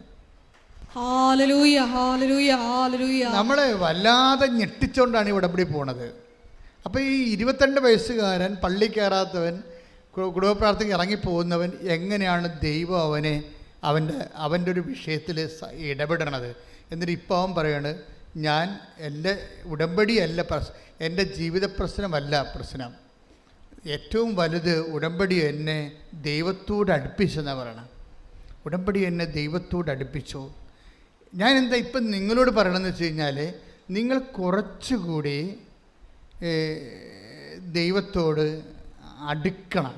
കാര്യം ഉടമ്പടിയുടെ കൊണ്ട് ഉദ്ദേശിക്കുന്നത്, ജീവിത പ്രശ്നമാണെങ്കിൽ അത് പ്രശ്നത്തെ ബേസ് ചെയ്താണ് ഉടമ്പടിയിൽ നിങ്ങൾ ചരിക്കണമെങ്കിൽ അത് മാർക്ക് കുറയാൻ സാധ്യതയുണ്ട്. എൻ്റെ ഒരു നിർദ്ദേശം, ഒരു പ്രശ്നവും ഇല്ലാത്തപ്പോൾ മനുഷ്യനെ ഉടമ്പടി എടുക്കുമെന്നാണ്. ഉടമ്പടി എടുക്കാൻ വേണ്ടി പ്രശ്നം ഉണ്ടാകാൻ കാത്തിരിക്കരുത്. അച്ഛൻ പറഞ്ഞാൽ മനസ്സിലായ? ഇത് വളരെ സീരിയസ് വിഷയമാണ്. ഉടമ്പടി എടുക്കാൻ വേണ്ടി പ്രശ്നം ഉണ്ടാകാൻ കാത്തിരിക്കരുത്. ഞങ്ങൾക്കൊരു പ്രശ്നമില്ലല്ലോ, ഞങ്ങൾ പിന്നെ എന്തിനാ ഉടമ്പടി എടുക്കണേ എന്ന് ചോദിക്കൂ. പ്രശ്നമുള്ളവരൊക്കെ പോയി എടുക്ക്, ഞങ്ങൾക്കൊരു പ്രശ്നമില്ലെന്ന് പറയും. പക്ഷെ പ്രോബ്ലം എന്ന് വെച്ച് കഴിഞ്ഞാൽ, ഒരു പ്രശ്നവും ഇല്ലാത്തവരാണ് ഉടമ്പടി എടുക്കേണ്ടത് ആദ്യം. അതെന്താണെന്ന് ചോദിച്ചു കഴിഞ്ഞാൽ, പ്രശ്നം ഉണ്ടാകുമ്പോൾ ഇപ്പം നിഷ എന്താണ് അമ്മയോട് പറയണത്? അമ്മേ, നിഷയുടെ ഒരു പ്രാർത്ഥനയുണ്ട്. എന്താണ്? അമ്മേ, എന്നെ നീ ഇവിടം വരെ കൊണ്ടുവന്ന നീയാണ്. I know it. ഇപ്പം ഞാൻ തകർന്നിരിക്കുകയാണ്. എൻ്റെ റിജക്റ്റാകാൻ പോകുന്നു. പണവും എൻ്റെ കയ്യിലില്ല. എന്നെ അവിടെ എത്തിക്കേണ്ട ചുമതല നിൻ്റെതാണ്. ഓ, എന്നാ രസമുള്ള പ്രാർത്ഥനയാണ്. എന്നെ ഇവിടം വരെ കൊണ്ടുവന്ന നീയാണ്, പക്ഷെ ഞാനിപ്പോൾ ഫ്ലോപ്പിലാണ്. ഇനി എന്നെ ഇവിടം വരെ കൊണ്ടുവന്ന നീയാണെങ്കിൽ എന്നെ എത്തേണ്ടിടത്ത് എത്തിക്കേണ്ട ചുമതല നിൻ്റെതാണ്. Praise the Lord. ശ്രുതിക്കട്ടെ ഹല്ലേലൂയ. ഈസിയായിട്ട് പരിഹരിക്കും. അതല്ല പ്രശ്നം. മുഖ്യ ലക്ഷ്യം, ഉടമ്പടിയുടെ ലക്ഷ്യം, ഇറ്റ് ഈസ് ബൈലാറ്ററൽ എഗ്രിമെൻറ്റ്. നീയും നിൻ്റെ ദൈവവും തമ്മിൽ ജീവിതത്തിൽ ഒരു കാഷ്വൽ റിലേഷനല്ല, വിശ്വാസ സംബന്ധമായ ഒരു റിലേഷൻസ് അല്ല ഉള്ളത്. ഒരു പെർട്ടിക്കുലർ ആൻഡ് പേഴ്സണൽ റിലേഷനാണ് ഉടമ്പടിയിൽ. ഒരു വിശിഷ്യ പെർട്ടിക്കുലറായിട്ടുള്ള വ്യക്തിപരമായ പേഴ്സണലായിട്ടുള്ള റിലേഷൻ്റെ ഏറ്റവും ഇന്ന് നിലവിലുള്ള നമുക്ക് ലഭ്യമായ ഏറ്റവും വലിയ പോംവഴിയാണ് ഉടമ്പടി. പ്രാർത്ഥിക്കുക, കർത്താവ് ദൈവമേ, മരിയൻ ഉടമ്പടി എന്നുള്ള മഹാദൈവാനുഭവത്തിന്റെ പുതിയ വാതിൽ മനുഷ്യ സമൂഹത്തിന് മുമ്പിൽ മറിയത്തിലൂടെ തുറന്നു വെച്ച പരിശുദ്ധാത്മാവേ, ഉടമ്പടി എടുത്തവരെയും എടുക്കാൻ പോകുന്നവരെയും ഈ നിമിഷം അനുഗ്രഹിക്കണമേ. അപ്പാ, സ്വർഗീയ പിതാവേ, പുത്രനായ ക്രിസ്തുവിന്റെ നാമത്തിൽ പ്രാർത്ഥിക്കുന്നു. ഫലത്തെ റെഡ്യൂസ് ചെയ്തിരിക്കണം. എങ്ങനെ അറിയാവോ? ഉടമ്പടി എന്ന് പറഞ്ഞാൽ നിങ്ങൾ വെച്ചിരിക്കുന്ന നിയോഗത്തിന് നിവർത്തി കിട്ടുക. It is very easy. അതല്ല പ്രശ്നം. ഇതിൻ്റെ ഒരു അൾട്ടിമേറ്റ് എൻഡുണ്ട്, ആത്യന്തികമായ ഒരു ലക്ഷ്യമുണ്ട്. അതെന്ന് പറയണത് ദൈവമായിട്ട് ഒരു കാലത്തും സാധിക്കാത്ത ഒരു റിലേഷൻ, ബന്ധം. ഇപ്പം ഞാനൊരു കാര്യം നിങ്ങളോട് ചോദിക്കട്ടെ. ഈ കർത്താവ് ഒരു പ്രാവശ്യം ശിഷ്യന്മാർ സഞ്ചരിച്ചിരുന്ന വള്ളത്തിൽ കിടന്ന് ഉറങ്ങിപ്പോയില്ലേ? ഇല്ലേ? എനിക്കറിയാം കഥ. അപ്പോഴേ വലിയ കാറ്റുണ്ടായിരുന്നു. കോളും പേമാരിയും പ്രകൃതിക്ഷോഭവും കടൽക്ഷോഭവും ഒരുമിച്ച് വന്ന് വള്ളത്തിൽ വെള്ളം അടിച്ചു കയറി ഇവർ മുങ്ങാൻ പോയപ്പോൾ ശിഷ്യന്മാർ പറയുന്നൊരു വർത്തമാനമുണ്ട്. എന്താണെന്നറിയാമോ? കർത്താവേ, ഞങ്ങൾ നശിക്കാൻ പോകുന്നു, നിനക്കൊരു ഗൗനമില്ലേ എന്നാണ്. കർത്താവേ ഒന്ന് പറഞ്ഞേ, കർത്താവേ, ഞങ്ങൾ നശിക്കുന്നതിൽ നിനക്കൊരു ഗൗനമില്ലേ? നീ ഗൗനിക്കുന്നില്ലേ? ഇപ്പം കർത്താവിനെ കുറ്റപ്പെടുത്തിയാണ് ചോദിക്കുന്നത്. പ്രാർത്ഥനയിൽ ദൈവത്തെ കുറ്റപ്പെടുത്തുക. ഇത് പത്രോസിൻ്റെ വായിൽ നിന്ന് വന്നൊരു പ്രാർത്ഥനയാണ് ശരിക്കും പറഞ്ഞാൽ. ഈ പ്രാർത്ഥനയെ സ്കാൻ ചെയ്ത് നോക്കുമ്പോൾ നമുക്ക് എന്താ മനസ്സിലാകണത്? കർത്താവെ, ഞങ്ങൾ നശിക്കുന്നു, നിങ്ങൾക്ക് അങ്ങനെ കുറ്റപ്പെടുത്തി പ്രാർത്ഥിക്കാൻ പറ്റുമോ? പറ്റത്തില്ല. എന്താ കാര്യം? ബന്ധമില്ല. മനസ്സിലായില്ലേ? ഇപ്പം എന്നോട് പറയും, അച്ഛാ, എന്നോട് ഇപ്പോൾ ഞാൻ പിള്ളേരെ പ്രാർത്ഥിക്കുമ്പോൾ പറയും, ചിലത് എൻ്റെ കയ്യെ കയറി പിടിക്കും. എന്താണ്? അച്ഛൻ പിടിച്ചില്ലെങ്കിൽ അച്ഛൻ അവിടെ പോയി ഇരിക്കുമല്ല. അത് കാരണം വിഷയം സീരിയസ് ആയിട്ട് കൈ പിടിക്കും. ഞാൻ പറഞ്ഞു എന്തടി, അതേ ഞാനിപ്പോൾ 10ാമത്തെ പ്രാവശ്യമാണ് ഇത് എഴുതാൻ പോണത്, ഇനി എന്നെക്കൊണ്ട് എഴുതിക്കത്തില്ല. എന്താണ് OET IELTS ആണേ, ഞാനീ 10ാം പ്രാവശ്യമാണ് ഇപ്പോൾ എഴുതാൻ പോണത്, ഇനി കാശില്ല എഴുതാൻ. ഞാൻ പറഞ്ഞു നീ എന്നോട് എന്നെ പിടിച്ചെടുത്തിയ പോലെ മാതാവിനെ പിടിച്ചെടുത്താൻ പറഞ്ഞു. എന്താ കാര്യം? അവൾ പറഞ്ഞ കറക്റ്റാണ്, പക്ഷെ അവൾ പറയുന്ന രീതി തെറ്റാണ്. ഇപ്പോഴും ആ പ്രാർത്ഥനയെ അപേക്ഷയാണ്. ഇപ്പം നിഷയുടെ പ്രാർത്ഥന എന്താണ്? എന്നെ ഇവിടം വരെ എത്തിച്ചത് നീയാണ്, നിൻ്റെ കടമയാണ് എന്നെ അന്ത്യം വരെ എത്തിക്കേണ്ടത്. അതൊരു കമാൻഡാണ്. പക്ഷെ അതിൻ്റെ അകത്ത് വരുന്ന അതിൻ്റെ സ്റ്റഫ് എന്താ? ഒരു ഇൻറ്റിമസിയാണ്. നമുക്കതുപോലെ പറയാൻ പറ്റണില്ല. എന്താ കാര്യം? നമുക്ക് ആ ഇൻറ്റിമസി ഇല്ല. പ്രാർത്ഥനയുടെ കണ്ടൻറ്റ് ബേസിൽ ഏറ്റവും പ്രധാനപ്പെട്ട ഘടകം ഇൻറ്റിമസിയാണ്. ഇൻറ്റിമസി എന്ന് പറയുന്നത് എന്താണ്? ആന്തരിക ആത്മബന്ധമാണ്. ഈ ഉടമ്പടിയിൽ നമ്മൾ രോഗികളെ കാണുന്നു അല്ലേ? രോഗികളെ കാണുമ്പോൾ നമ്മൾ ആരായിട്ടാണ് രോഗികളെ കാണുന്നത്? 25-35 അനുസരിച്ചാണ് മത്തായി സിയുടെ സുവിശേഷം. Take the word of God. Mathayi 25-35. ശ്രുതിക്കട്ടെ. ഹല്ലേലൂയ. എന്തെന്നാൽ എനിക്ക് വിശന്നു, നിങ്ങൾ ഭക്ഷിക്കാൻ തന്നു, എനിക്ക് ദാഹിച്ചു, നിങ്ങൾ കുടിക്കാൻ തന്നു, ഞാൻ പരദേശിയായിരുന്നു, നിങ്ങൾ എന്നെ സ്വീകരിച്ചു. ഞാൻ രോഗിയായിരുന്നു, നിങ്ങൾ എന്നെ സന്ദർശിച്ചു. അപ്പം ഞാനെന്നാ പറയണത്, മനസ്സിലായില്ലേ? ഉടമ്പടിയിൽ നമ്മളൊരു രോഗിയെ കാണാൻ പോകുമ്പോൾ നിങ്ങൾ പറയരുത് നമ്മുടെ അയൽവാസിയായ ജോണമ്മ ചേച്ചിയാണെന്ന് പറയരുത്. അതാണ് പ്രശ്നം കിടക്കുന്നത്. ഇവിടെയാണ് ഒരു ഉടമ്പടി മിസ്റ്റേക്ക് സംഭവിക്കുന്നത്. അതായത് നിങ്ങൾ രോഗികളെ കാണാൻ പോകുമ്പോൾ ഇയാൾ അറിയത്തില്ലേ നമ്മുടെ അയൽവാസിയാണേ, ഇന്ന ആളാണെന്ന് പറയും. അങ്ങനെയല്ല, അയാളല്ലത്. ആരാണത്? ഞാൻ രോഗിയായിരുന്നു. മനസ്സിലായില്ലേ? ആ ഇല്ലാത്തവനുമായിട്ട്, വേദനയുള്ളവനുമായിട്ട്, കണ്ണീരുള്ളവനുമായിട്ട് കർത്താവ് താതാത്മ്യപ്പെട്ടിട്ടുണ്ട്. ഈ താതാത്മ്യീകരണം തിരിച്ചറിയുന്നിടത്ത് വെച്ചാണ് നമ്മളുടെ സാമൂഹ്യ പ്രവർത്തനം ഇരിക്കുന്നത്. യേശു ക്രിസ്തുവിനെ ഇല്ലായ്മക്കാരനും വല്ലായ്മക്കാരനിലും അവൻ്റെ ഇല്ലായ്മയും വല്ലായ്മയും അവിടെ യേശു ക്രിസ്തുവാണെന്ന് നമ്മൾ തിരിച്ചറിയുന്നിടത്ത് ആണ് ഇപ്പോൾ സഭയ്ക്ക് വന്നിരിക്കുന്ന ദുരന്തം എന്താണെന്നറിയാവോ? കുറേ അണ്ണന്മാർ പോയി MSW എടുത്തുകൊണ്ട് വന്ന് സോഷ്യൽ സർവീസിൽ ഇരിപ്പുണ്ട്. എന്താ പ്രശ്നം വരാണത്? സഭയുടെ സോഷ്യൽ പ്രവർത്തനമല്ല നടക്കുന്നത്. ശാസ്ത്രീയമായ സാമൂഹ്യ പ്രവർത്തനത്തിലൂടെ സാങ്കേതികമായി കിട്ടിയിരിക്കുന്ന കുറച്ച് ജ്ഞാനം കൊണ്ട് ഉണ്ടാക്കി വെക്കുന്ന കുറച്ച് വർക്ക്സാണത്. അത് ചിലപ്പോൾ സോഷ്യൽ വർക്കായിരിക്കാം, ക്രിസ്തുവുമായിട്ട് അതിന് ബന്ധമില്ല. ക്രിസ്തുവുമായിട്ട് ബന്ധമുണ്ടെങ്കിൽ ഇല്ലായ്മക്കാരനിൽ, വല്ലായ്മക്കാരനിൽ, രോഗികളിൽ, തകർച്ചയുള്ളവന്. ഇപ്പം ഇന്ന് തന്നെ ഈ ആനന്ദം, അവൻ്റെ പേരെന്നാ, ആദർശം പറയുന്നൊരു സാക്ഷ്യമുണ്ട്. എനിക്ക് ഭയങ്കര പാടാണ് ഈ ആൾക്കാർക്കൊക്കെ സഹായിക്കാൻ വേണ്ടി. അങ്ങനെ ഒരു മനസ്സെൻ്റെ കയ്യിലില്ല. അതിനുള്ള കാര്യം തുറന്നു പറയുകയും, എനിക്കിങ്ങനൊരു മനസ്സില്ല ആൾക്കാരെയൊക്കെ സഹായിക്കാൻ. അപ്പോൾ എനിക്ക് തോന്നണത് ഇവരെല്ലാം പറ്റിപ്പുകാരാണെന്നാണ് തോന്നണത്. അതുകൊണ്ട് ഞാൻ ആരെയും സഹായിക്കാത്തത്. എല്ലാവരും നട തുറന്ന രസമുള്ള സാക്ഷ്യമാണ്. അവരെല്ലാം പറ്റിപ്പുകാരാണെന്ന് തോന്നണം. പിന്നെ ഞാൻ സാമ്പത്തികമായിട്ട് ആരെങ്കിലും സഹായിക്കണമെന്നുണ്ടെങ്കിൽ എനിക്കറിയണം അത് കറക്റ്റാണെന്നറിയണം, എന്നാൽ മാത്രമേ ഞാൻ സഹായിക്കത്തുള്ളൂ. അപ്പം അങ്ങനൊരു മനസ്സാണ് എൻ്റേത്. പക്ഷേ ഇപ്പം എന്ത് ചെയ്യാന്നറിയാമോ? എനിക്ക് തോന്നി പലരും വന്ന് എന്നോട് ചോദിച്ചു, ചേട്ടായി ഞങ്ങൾ ഇത്തിരി ജർമ്മൻ പഠിപ്പിച്ച് തരുമോ? എന്നെക്കാൾ ഇളയ പിള്ളേർ വന്നിട്ട് എന്നോട് ചോദിച്ചേ, ചേട്ടായി ഞങ്ങൾ ഇത്തിരി ജർമ്മൻ പഠിപ്പിച്ച് തരുമോ? അപ്പോൾ ഞാൻ 5 പേർക്ക് ജർമ്മൻ പഠിപ്പിച്ചു കൊടുത്തു. അതാണ് എൻ്റെ ഉടമ്പടിയിലെ പരസ്നേഹ പ്രവൃത്തികൾ. ദാറ്റ് മീൻസ് എന്താണ്? ഈശോ അവിടെയും താതാമ്യപ്പെടുകയാണ്. എന്താ പ്രശ്നം? ഈശോയ്ക്ക് ജർമ്മൻ അറിയാൻ പാടില്ല, അതുകൊണ്ട് ഞാൻ ജർമ്മൻ പഠിപ്പിച്ചു കൊടുത്തു. മനസ്സിലായില്ലേ?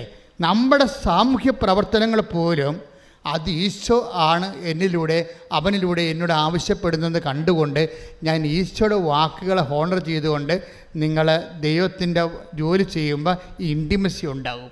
അല്ല ഇൻറ്റിമസി ഉണ്ടാകത്തില്ല. ദൈവം ആത്മാർത്ഥ ദൈവമാണ്. അതുകൊണ്ട് നമ്മളെ കഷ്ടപ്പെടുത്തുന്ന ഇപ്പോൾ അദൃശ്യം പറയുന്നത് എന്താണ്? ഇപ്പം ഞാൻ ജർമ്മൻ പഠിപ്പിച്ച് മഴ കൊടുക്കുക മാത്രമല്ല, രോഗികളെ കാണാൻ പോകും. ഞാൻ പിന്നെ ഭക്ഷണമില്ലാത്തൊക്കെ ഭക്ഷണം എത്തിച്ച് കൊടുക്കും. ആ 22 വയസ്സുകാരൻ ടോട്ടലി ചേഞ്ചിലായി. ആ 22 വയസ്സുകാരനെ ഒരൊറ്റ ഉടമ്പടി കൊണ്ട് ഇത്രയും ചേഞ്ച് ചെയ്യാൻ പറ്റുമെങ്കിൽ ഉടമ്പടിയേക്കാൾ നല്ലൊരു സംവിധാനം ഇപ്പം ഇല്ലെന്നല്ലേ എൻ്റെ അർത്ഥം. കൈയിടിച്ച് കർത്താവ് ഡെലിവറി ചെയ്യുക. ഗുരു, ഞങ്ങൾ നശിക്കാൻ പോകുന്നു. ഗുരു, ഞങ്ങൾ നശിക്കാൻ പോകുന്നു. നീ അത് ഗൗനിക്കുന്നില്ലേ? നീ അത് ഗൗനിക്കുന്നില്ലേ? എന്താ പ്രശ്നം? നീ അത് ഗൗനിക്കുന്നില്ലേ? ഞങ്ങൾ നശിക്കാൻ പോകുന്നു. ഇത് ഒരു ആധികാരികമായിട്ടുള്ള ഒരു പ്രാർത്ഥനയാണ്. അതായത് അവർക്ക് വേറൊരു ഓപ്ഷനില്ല. കർത്താവാണേ കിടന്ന് ഉറങ്ങുകയും ചെയ്യുന്ന നമ്മുടെ ജീവിതത്തിൽ സംഭവിക്കാൻ സാധ്യതയുള്ളതാണ്. ഇങ്ങനെ ദൈവത്തിൻ്റെ ഉത്തരം കിട്ടാതിരിക്കുകയും പ്രശ്നങ്ങൾ നമ്മളെ വേട്ടയാടുകയും ചെയ്യുന്ന സമയത്ത് ഇൻറ്റിമസിയാണ് വേണ്ടത്. മനസ്സിലായില്ലേ? അല്ലാതെ നിങ്ങളുടെ സാധാരണ ഫങ്ഷണൽ പ്രെയറിന് വർക്കൗട്ട് ചെയ്യത്തില്ല. സാധാരണ ഫങ്ഷൻ പ്രെയർ കൊണ്ട് ഈ സമയത്ത് സ്വർഗസ്ഥനായ പിതാവാണല്ല പ്രാർത്ഥന, അല്ല, അതിൻ്റെ അപ്പുറത്തൊരു പ്രാർത്ഥനയുണ്ട്. അത് നീ തന്നെ സ്വർഗസ്ഥനായ പിതാവ് നീ രചിച്ച പ്രാർത്ഥനയാണ്. ഇപ്പം നിഷ രചിച്ച പ്രാർത്ഥനയില്ലേ? നിഷയുടെ ഹസ്ബൻഡ് രചിച്ച പ്രാർത്ഥനയില്ലേ? എന്താണ്? മാതാവേ, ഈ സമയത്ത് പ്രലോഭനം കൊണ്ട് വന്നാൽ ഞങ്ങൾ പെട്ടുപോകും, അതുകൊണ്ട് അമ്മ ഈ വിഷയത്തിൽ ഇടപെടണം. ദാറ്റ് മീൻസ് അതാണ് അത് സാങ്കേതിക പ്രാർത്ഥനയെക്കാളും വലിയ പ്രാർത്ഥനയാണ് പേഴ്സണൽ പ്രാർത്ഥന എന്ന് പറയുന്നത്. പക്ഷേ ഈ പേഴ്സണൽ പ്രാർത്ഥനയ്ക്ക് എന്താ വേണ്ടത്? അതിന് ഇൻറ്റിമസി വേണം. ഈ അപ്പോസ്തലന്മാർ ഈശോയെ കുറ്റപ്പെടുത്തണത് എന്താണ്? ഞങ്ങൾ നശിക്കാൻ പോകുന്നു. അപ്പം എന്താ? നീ അത് ഗൗനിക്കുന്നില്ലേ? അതൊരു കുറ്റപ്പെടുത്തലാണ്. പക്ഷെ അങ്ങനെ കുറ്റപ്പെടുത്താൻ വേണ്ടി മാത്രം അവർ ദൈവവുമായിട്ട് ഇൻറ്റിമസിയായി. പറഞ്ഞ മനസ്സിലായില്ലേ? ദൈവത്തെ പ്രാർത്ഥനയിൽ ഒരാവശ്യം വരുമ്പോൾ നമ്മൾ നമ്മൾ കുറ്റപ്പെടുത്തുകയാണ് വേണ്ടത്.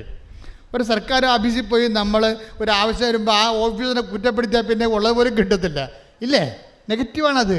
പക്ഷേ ഈ അപ്പോസ്തലന്മാർക്ക് ഇത്രയും ആത്യന്തികമായൊരു വിഷയം വരുമ്പോൾ മുത്തടം ബൈബിൾ ഉൾഗാത്ത ട്രാൻസ്ലേറ്റ് ചെയ്തിരിക്കുന്നത് കർത്താവേ നിനക്കൊരു ചിന്തയുമില്ല എന്നാണ് ചെയ്തിരിക്കുന്നത്. നിനക്കൊരു ചിന്തയുമില്ലേ എന്നുവെച്ചാൽ നീ ഞങ്ങളെക്കുറിച്ച് ഒരു ഗൗരവമില്ല എന്നാണ്. എന്നുവെച്ചാൽ ഉത്തരവാദിത്തമില്ലെന്നാണ് ചോദിക്കണത്. ദൈവത്തിന് ഉത്തരവാദിത്തമില്ലെന്ന് ദൈവത്തിൻ്റെ മുഖത്ത് നോക്കി ചോദിക്കണമെങ്കിലേ അത് വേറൊരു ബന്ധമാണ്, അത് സാധാരണ ബന്ധമല്ല. ദൈവത്തെ ഇപ്പം ചോദിക്കുക നീ ഗൗനിക്കണില്ലേ എന്ന് വെച്ചാൽ ഇപ്പം ഞാനൊരു കാര്യം ചോദിക്കട്ടെ, ആ പ്രാർത്ഥനയുടെ ഇമോഷണൽ സെറ്റപ്പ് എന്താണ്? ഇപ്പം നിൻ്റെ വീട് ഇപ്പം വീട് വെച്ചിട്ടില്ല, പഴയ വീട്ടിൽ താമസിക്കുക, ഭാഗോടമ്പടി പ്രകാരം കിട്ടിയ കുടുംബ വീട്ടിൽ നീ താമസിക്കുകയാണ്. അത് 10-35 കൊല്ലം പഴക്കമുള്ള സംഭവമാണ്. ഈ വീട് കാണിച്ചാൽ നിൻ്റെ മകൾക്ക് ഭർത്താവിന് കിട്ടത്തില്ല. അതാ നിൻ്റെ ദുഃഖമെന്ന് വിചാരിച്ചോ? അപ്പം നീ ഭർത്താവിനോട് എന്താ പറയണത്? ഇവിടെ മനുഷ്യ കൊച്ചു വളർന്നു തന്നെ കണ്ടില്ലേ, ഇപ്പോഴും താൻ കറങ്ങി നടക്കണമെന്ന് ചോദിക്കും. അതാ സംഭവം, അതല്ലേ ചോദിക്കത്തുള്ളൂ. ആ ഒരു സ്റ്റൈലെന്ന് പറഞ്ഞാൽ ഭർത്താവിന് ഭാര്യയോട് ചോദിക്കാനുള്ള ആധികാരികമായ ഒരു ബന്ധമുണ്ട്. അതാണ് സംഭവം. ആ ഒരു ബന്ധം ദൈവവുമായിട്ടുണ്ടാകണം. അത് അങ്ങനെ ഉണ്ടാകണമെങ്കിൽ എന്ത് ചെയ്യണം? ക്ലെയിംസ് ഉണ്ടാകണം. ഉടമ്പടിയെപ്പോലെ ക്ലെയിംസ് ഉണ്ടാക്കുന്നൊരു സംവിധാനം വേറെയില്ല. എന്താണ്? നീ പത്രപ്രവർത്തനം നടത്തുന്നുണ്ടേ, കർത്താവിനെ അറിയാത്തവർ നീ അറിയിക്കുന്നുണ്ട്, ഇല്ലേ? രോഗികളെ നീ കാണുന്നുണ്ട്, എവിടെയെല്ലാം സഹായിക്കാൻ പറ്റുന്നു അവിടെയെല്ലാം സഹായിക്കുന്നുണ്ട്, വിശുദ്ധിയോടെ ജീവിക്കാൻ വേണ്ടി ക്ഷമിക്കേണ്ടി വന്ന് ക്ഷമിക്കുന്നുണ്ട്. അങ്ങനെ വന്ന് ദൈവത്തിൻ്റെ വചനത്തിന് വേണ്ടി ജീവിതം 1 by 1 ആയിട്ട് കാഴ്ചവെച്ച് കഴിയുമ്പോൾ നിനക്ക് ക്ലെയിം ഉണ്ടാവും. എന്താണ്? അവകാശവാദമുണ്ടാവും. എന്താണ്? നീ ജീവിച്ചതാണ്. ഞാൻ എപ്പോഴും കർത്താവിനോട് പണ്ട് പറയുന്നൊരു വർത്തമാനമുണ്ട്, ഇപ്പോൾ പറയാറില്ല. എന്താ വെച്ചാൽ ഞാൻ എപ്പോഴും എൻ്റെ കയ്യിൽ വരുന്ന ആൾ എൻ്റെ കൈപ്പിടി കൊതുകുകളെന്ന് തോന്നിക്കഴിഞ്ഞാൽ ഞാൻ ഉടനെ കർത്താവിനോട് പറയുന്ന ഒരു വാക്കാണ്, കർത്താവ് 4 വയസ്സ് മുതൽ എൻ്റെ അപ്പൻ നീയാണ് ദൈവമെന്ന് എന്നെ കാണിച്ച കാലം മുതൽ ഇന്ന് വരെ 60 കൊല്ലത്തോളം ജീവിക്കുമ്പോൾ ഞാൻ ഇന്ന് വരെ നീയല്ലാതെ വേറെ ഒരു ദൈവത്തിൻ്റെ മുമ്പിൽ ഞാൻ എൻ്റെ തല കുനിച്ചിട്ടില്ല. It's over, clear. അത് നീ ഓർക്കണമെന്ന് പറയും. അത് ക്രെഡിബിലിറ്റിയാണ്. Claim and credibility. നമ്മൾ ജീവിച്ച വിശ്വാസത്തിൻ്റെ ഒരു ക്രെഡിബിലിറ്റി ഉണ്ട്. അത് നമുക്ക് നൽകിയിട്ടുള്ള ഒരു ക്ലെയിമുണ്ട്, അവകാശവാദമുണ്ട്. ഇൻറ്റിമസി വരണത് ഈ അവകാശവാദത്തിൽ നിന്നാണ് വരണത്. അതിൽ നിനക്ക് ഡിപ്പോസിറ്റ് ഉണ്ടാകണം ദൈവതിരുസന്നിധിയിൽ. ഉടമ്പടി നിന്നെ നല്ല നിക്ഷേപമുള്ള നല്ല ആധ്യാത്മിക ആസ്തി ഭദ്രതയുള്ള വ്യക്തിയായി ഉയർത്തും. കൈയിടിച്ച് കർത്താവേ. മാതാവ് അതിനുള്ള മരിയനെതിരെ മാർഗമാണ് കേട്ടോ. ലക്ഷ്യമാരാണ്? ക്രിസ്തുവാണ്. അപ്പോൾ ഈശോയുമായിട്ട് ഡീല് ചെയ്യണമെങ്കിൽ ഈശോയുടെ സ്പെഷ്യൽ നേച്ചർ നമ്മൾ പഠിക്കിട്ടിരിക്കണം. അത് ഇതുപോലെ ഉത്തരം തരാത്ത നേച്ചർ, ഉത്തരം തരുന്ന നേച്ചറല്ല. ഉത്തരം തരുന്ന നേച്ചറുണ്ട്. ഈശോയുടെ ഉള്ളിൽ, പ്രകൃതിയിൽ, പ്രകൃതത്തിൽ, സ്വഭാവത്തിൽ ഫ്ലാറ്റായിട്ട് ഉത്തരം കൊടുക്കാത്ത സ്വഭാവമുണ്ട്. അത് നമ്മൾ അറിയണം. പ്രത്യേകിച്ച് നിർണായകമായ സമയത്ത് ഉത്തരം തരത്തില്ല. അതറിയണമെന്നുണ്ടെങ്കിൽ മർക്കോസിൻ്റെ 6:48 വായിച്ച്. മർക്കോസ് 6:48 ശ്രുതികടെ ഹല്ലേലൂയ ഹല്ലേലൂയ ഹല്ലേലൂയ യേശുവേ നന്ദി ഹല്ലേലൂയ. മർക്കോസ് 6:48 അവർ വഞ്ചി തുഴഞ്ഞ് അവശരായി എന്ന് അവൻ മനസ്സിലാക്കി. ഒന്ന് പറഞ്ഞേ, അവർ വഞ്ചി തുഴഞ്ഞ് അവശരായി. തീർന്നില്ലേ? ഇപ്പം 3 പുതുക്കി അവശരായ ആൾക്കാരുണ്ട്. ഉടമ്പടി 3 പുതുക്കിയിട്ട് ഉടമ്പടി അവിടെ, അതായത് 3 പുതുക്കണ പേപ്പർ കാണിക്കുമ്പോൾ തന്നെ അവിടെ നിന്ന് ചീട്ട് തരും. കാര്യം നിങ്ങളുടെ കാര്യം പറയുമ്പോൾ നിങ്ങളുടെ വിഷയം അത്ര സീരിയസ് അല്ലെങ്കിൽ പോലും അവർ ചീട്ട് തരും. എന്താ കാര്യം? 3 പുതുക്കിയിട്ട് കുറേ കാര്യം നടന്നു കാണുവേ. അപ്പം നടക്കാത്ത ചില കാര്യങ്ങളുണ്ടെങ്കിൽ അവിടെ നിങ്ങളുടെ ആ ഉടമ്പടി ഗ്രേഡ് നമ്മളല്ലേ ഇവിടെ നിന്ന് ഇഷ്യൂ ചെയ്തിരിക്കണത്. അപ്പം നമ്മൾ തന്നെ അത് ഹോണർ ചെയ്തില്ലേ പറ്റത്തില്ലല്ലോ. അതുകൊണ്ട് ആ 3 പുതുക്കുകയാണെന്ന് കണ്ടുകയാണെങ്കിൽ ആ ചീട്ട് തരും. ചില വീട് വരുമ്പോൾ വലിയ കാര്യങ്ങളൊന്നും ഉണ്ടാകത്തില്ല, എന്നാൽ തന്നെയും ചില വിഷയം സീരിയസ് ആയിരിക്കും. അപ്പോൾ ഇങ്ങനെ സീരിയസ് ആകുമ്പോൾ ഈ പറഞ്ഞ വഞ്ചി തുഴഞ്ഞ് നമ്മുടെ ജീവിതം അവരെന്താ പറഞ്ഞത്? എന്താ ചെയ്തിരിക്കുന്നത്? അവരെ മർക്കോസ് 6:48 അവർ വഞ്ചി തുഴഞ്ഞ് അവശരായി എന്ന് അവൻ മനസ്സിലാക്കി. Price the Lord. ആരാ മനസ്സിലാക്കിയത്? ഇപ്പം മനസ്സിലാകാതിരിക്കുന്ന അവസ്ഥ ഒന്നും ഇല്ല. മനസ്സിലായില്ലേ? ഒന്ന് പറഞ്ഞേ, അവർ വഞ്ചി തുഴഞ്ഞ് അവശരായെന്ന് അവൻ മനസ്സിലാക്കി. അപ്പൊ നിങ്ങളെ പരീക്ഷ എഴുതി അവശരായെന്ന് അവൻ മനസ്സിലാക്കി. അവൻ മനസ്സിലാക്കുന്നുണ്ട് നിന്റെ അവശത. നിനക്ക് ജപ്തി നടപടിയായിട്ട് നീ അവശതയായിട്ടിരിക്കുകയാണ്. നിനക്ക് ബാങ്കുകാർ പോലും സിവിൽ പോയിൻറ്റ്സ് ഇല്ലാത്ത കാരണം നിനക്ക് ലോൺ തരുന്നില്ലെന്ന് അവൻ മനസ്സിലാക്കി. നിൻ്റെ മകൾക്ക് 38 വയസ്സ് ഉണ്ടായിട്ട് കെട്ടാൻ പറ്റണില്ലെന്ന് അവൻ മനസ്സിലാക്കി. നിൻ്റെ മകൾക്ക് 19 വയസ്സ് കല്യാണം കഴിഞ്ഞ് 19 കൊല്ലമായിട്ട് മക്കളില്ലെന്നും നീ ഈ കാര്യത്തിൽ പ്രാർത്ഥിച്ച അവസ്ഥയാണെന്നും അവൻ മനസ്സിലാക്കി. കൈയിടിച്ച് കിടത്താൻ എന്താണ് അവൻ മനസ്സിലാക്കിയത്? അവർ കടലിലാണ്, നടുക്കടലിലാണ്, കരകാണാത്ത കടലിലാണ്, കരകാണാത്ത കടത്തിലാണെന്ന് പറഞ്ഞ പോലെ എന്നിട്ട് എന്ത് ചെയ്ത് അതിനെതിരെ തുഴഞ്ഞ് കയറാൻ വേണ്ടി തുഴഞ്ഞ് അവർ സ്വന്തമായിട്ട് പരിശ്രമിക്കുന്നുണ്ട്, പലതരത്തിൽ പരിശ്രമിക്കുന്നുണ്ട്. പക്ഷേ എന്താ പറ്റേണ്ടത്? ഫലം എന്താണ്? അവശതയാണ്. എത്ര കഷ്ടപ്പെടുന്നുണ്ട്, പക്ഷേ അവശതയാണ് ഫലം. പക്ഷെ ആര് മനസ്സിലാക്കി? അവൻ മനസ്സിലാക്കി. നിൻ്റെ ജീവിതത്തിൻ്റെ തീരത്ത് നീ അണയുന്നവരെ നിൻ്റെ ജീവിത അവസ്ഥകളോട് നീ മല്ലിട്ട് കൊണ്ട് നീ അവശയാകുന്നത് മനസ്സിലാക്കുന്ന ഒരു ദൈവമാണ് നിൻ്റെത്. കൈയിടിച്ച് കർത്താവ് നല്ല ദൈവത്തോട്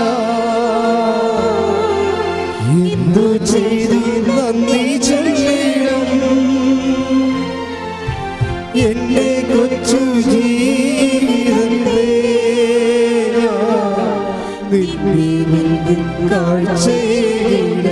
സന്തോഷത്തോടെ ഒരുമിച്ച് ഇത്ര നല്ല ദൈവത്തോട് ഇന്നു ചെയ്തു നന്ദി ചൊല്ലിടും. എന്റെ കൊച്ചു ജീവിതത്തെ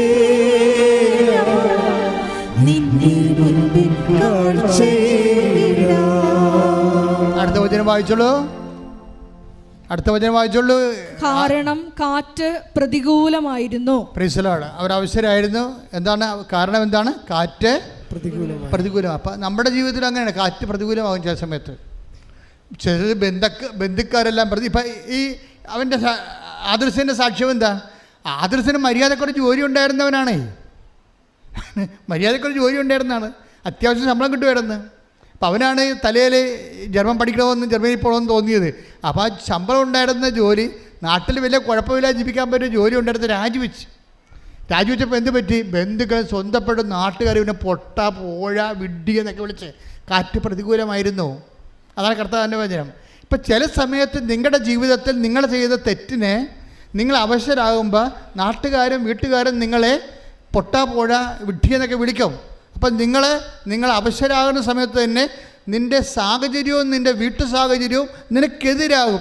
എന്നിട്ടും തുഴയുന്നവനാണ് അവനിൽ വിശ്വസിക്കുന്നവൻ. കൈയടിച്ച് കർത്താവ് പറഞ്ഞാൽ ഇതിനേക്കാൾ കഷ്ടമാണ്. അടുത്ത വചനം വായിച്ചേ. രാത്രിയുടെ 4-ാം യാമത്തിൽ. രാത്രിയുടെ 4-ാം യാമം. രാത്രിക്ക് എത്ര യാമം ഉണ്ടെന്ന് അറിയാമല്ലോ. രാത്രിയുടെ 4-ാം യാമമാണ് ഇത്. എത്രയാണ് വചനം? എത്രയാണിത്? മർക്കോസ് 6:48, 49, 50 വചനങ്ങളിലൂടെയാണ് പോണത്. ഇപ്പം എന്തൊക്കെ പ്രശ്നമുണ്ട്? കാറ്റ് പ്രതികൂലമായിരുന്നു. അപ്പോൾ എന്ത് സംഭവിച്ചു? രാത്രിയുടെ 4-ാം യാമം. ഉടമ്പടി 4-ാമത്തെ പ്രാവശ്യം പുതുക്കുമ്പോഴായിരിക്കും ചിലപ്പോൾ കർത്താവ് വരാൻ പോണത്. മനസ്സിലായില്ലേ? കാര്യം 1-ാം യാമം ഉണ്ട്, അത് 6 തൊട്ട് 9 മണി വരെയാണ്. ഉച്ച കഴിഞ്ഞ് വൈകുന്നേരം യഹൂദൻ്റെ കണക്കാണിത് ബൈബിളിലുള്ളത്. അത് 6 മണി തൊട്ട് രാത്രി 9 മണി വരെയാണ് 1-ാം യാമം. 9 to 12, 12 മണി രാത്രി 2-ാം യാമം. 12 to 3 മണി, വെളുപ്പിന് 3 മണിയാണ് 3-ാം യാമം. 3 മണി തൊട്ട് 6 മണി വരെ നേരം വിളിക്കാനായി. 3 മണി തൊട്ട് 6 മണി വരെ ആയപ്പോൾ രാത്രിയുടെ 4-ാം യാമത്തിൽ. ഓർക്കുക, കർത്താവിൻ്റെ സ്വഭാവം പഠിക്കുക. 1-ാം യാമത്തിൽ വന്നില്ലെങ്കിൽ വരികത്തില്ലെന്ന് ചിന്തിക്കരുത്, അത് അല്പക്രിസ്ത്യാനിയാണ്. 2-ാം യാമത്തിൽ അവന് ഉത്തരം തന്നില്ലെങ്കിൽ അവൻ വരത്തില്ലെന്ന് ചിന്തിക്കരുത്, അത് നീ അവിശ്വാസിയാണ്. 3-ാം യാമത്തിൽ അവൻ വന്നില്ലെങ്കിൽ നീ അവൻ വരത്തില്ല ചിന്തിക്കരുത്. അങ്ങനെ തന്നു കഴിഞ്ഞാൽ ദൈവം നിന്നെ മനുഷ്യനായിട്ട് പോലും കരുതത്തില്ല. എന്താ കാരണം?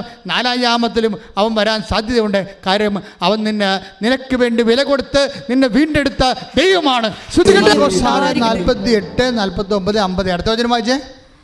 രാത്രിയുടെ 4-ാം യാമത്തിൽ അവൻ കടലിനു മീതെ നടന്ന് അവരുടെ അടുത്തെത്തി അവരെ കടന്നു പോകാൻ ഭാവിച്ചു. ഇതാണ് പ്രശ്നം.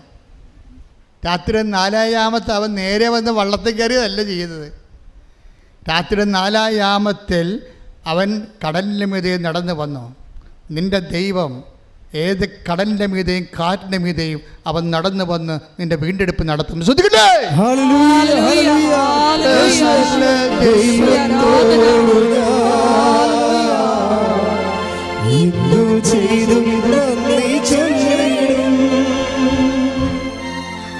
എന്നെ കൊച്ചു ജീവിതത്തെ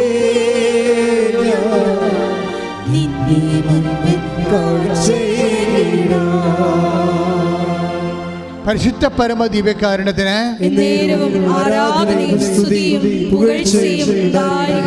ചിലർക്ക് പറ്റുന്ന അവസ്ഥ എന്താണെന്നറിയാവോ? ഈ 1-ാം യാമത്തിൽ അവരുടെ വിഷയത്തിന് മേൽ ദൈവം കടന്നു വന്നില്ലെങ്കിൽ അവർ സ്റ്റോപ്പ് ചെയ്യും. പ്രാർത്ഥനാ ജീവിതം സ്റ്റോപ്പ് ചെയ്യും, ഉടമ്പടി ജീവിതം സ്റ്റോപ്പ് ചെയ്യും. 2-ാം യാമത്തിൽ വന്നില്ലെങ്കിൽ വേറെ കുറേ ആൾക്കാർ സ്റ്റോപ്പ് ചെയ്യും. 3-ാം യാമത്തിൽ വന്ന് അവരെ കടന്നു പോകാൻ ഭാവിച്ചു. ഈ കടന്നു പോകാൻ ഭാവിക്കുന്ന കർത്താവിനെ നിങ്ങൾ തിരിച്ചറിയണം. എന്തിനാണ് ഇങ്ങനെ കടന്നു പോകാൻ പ്രാർത്ഥിക്കുന്നത്?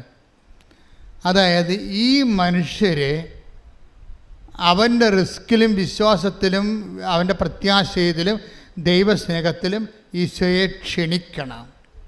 ഈ ഭാവിക്കുന്ന കർത്താവിനെ നമ്മൾ സാധാരണ ക്ഷണം കൊണ്ട് ഒക്കത്തില്ലെന്ന് ഉറപ്പായി.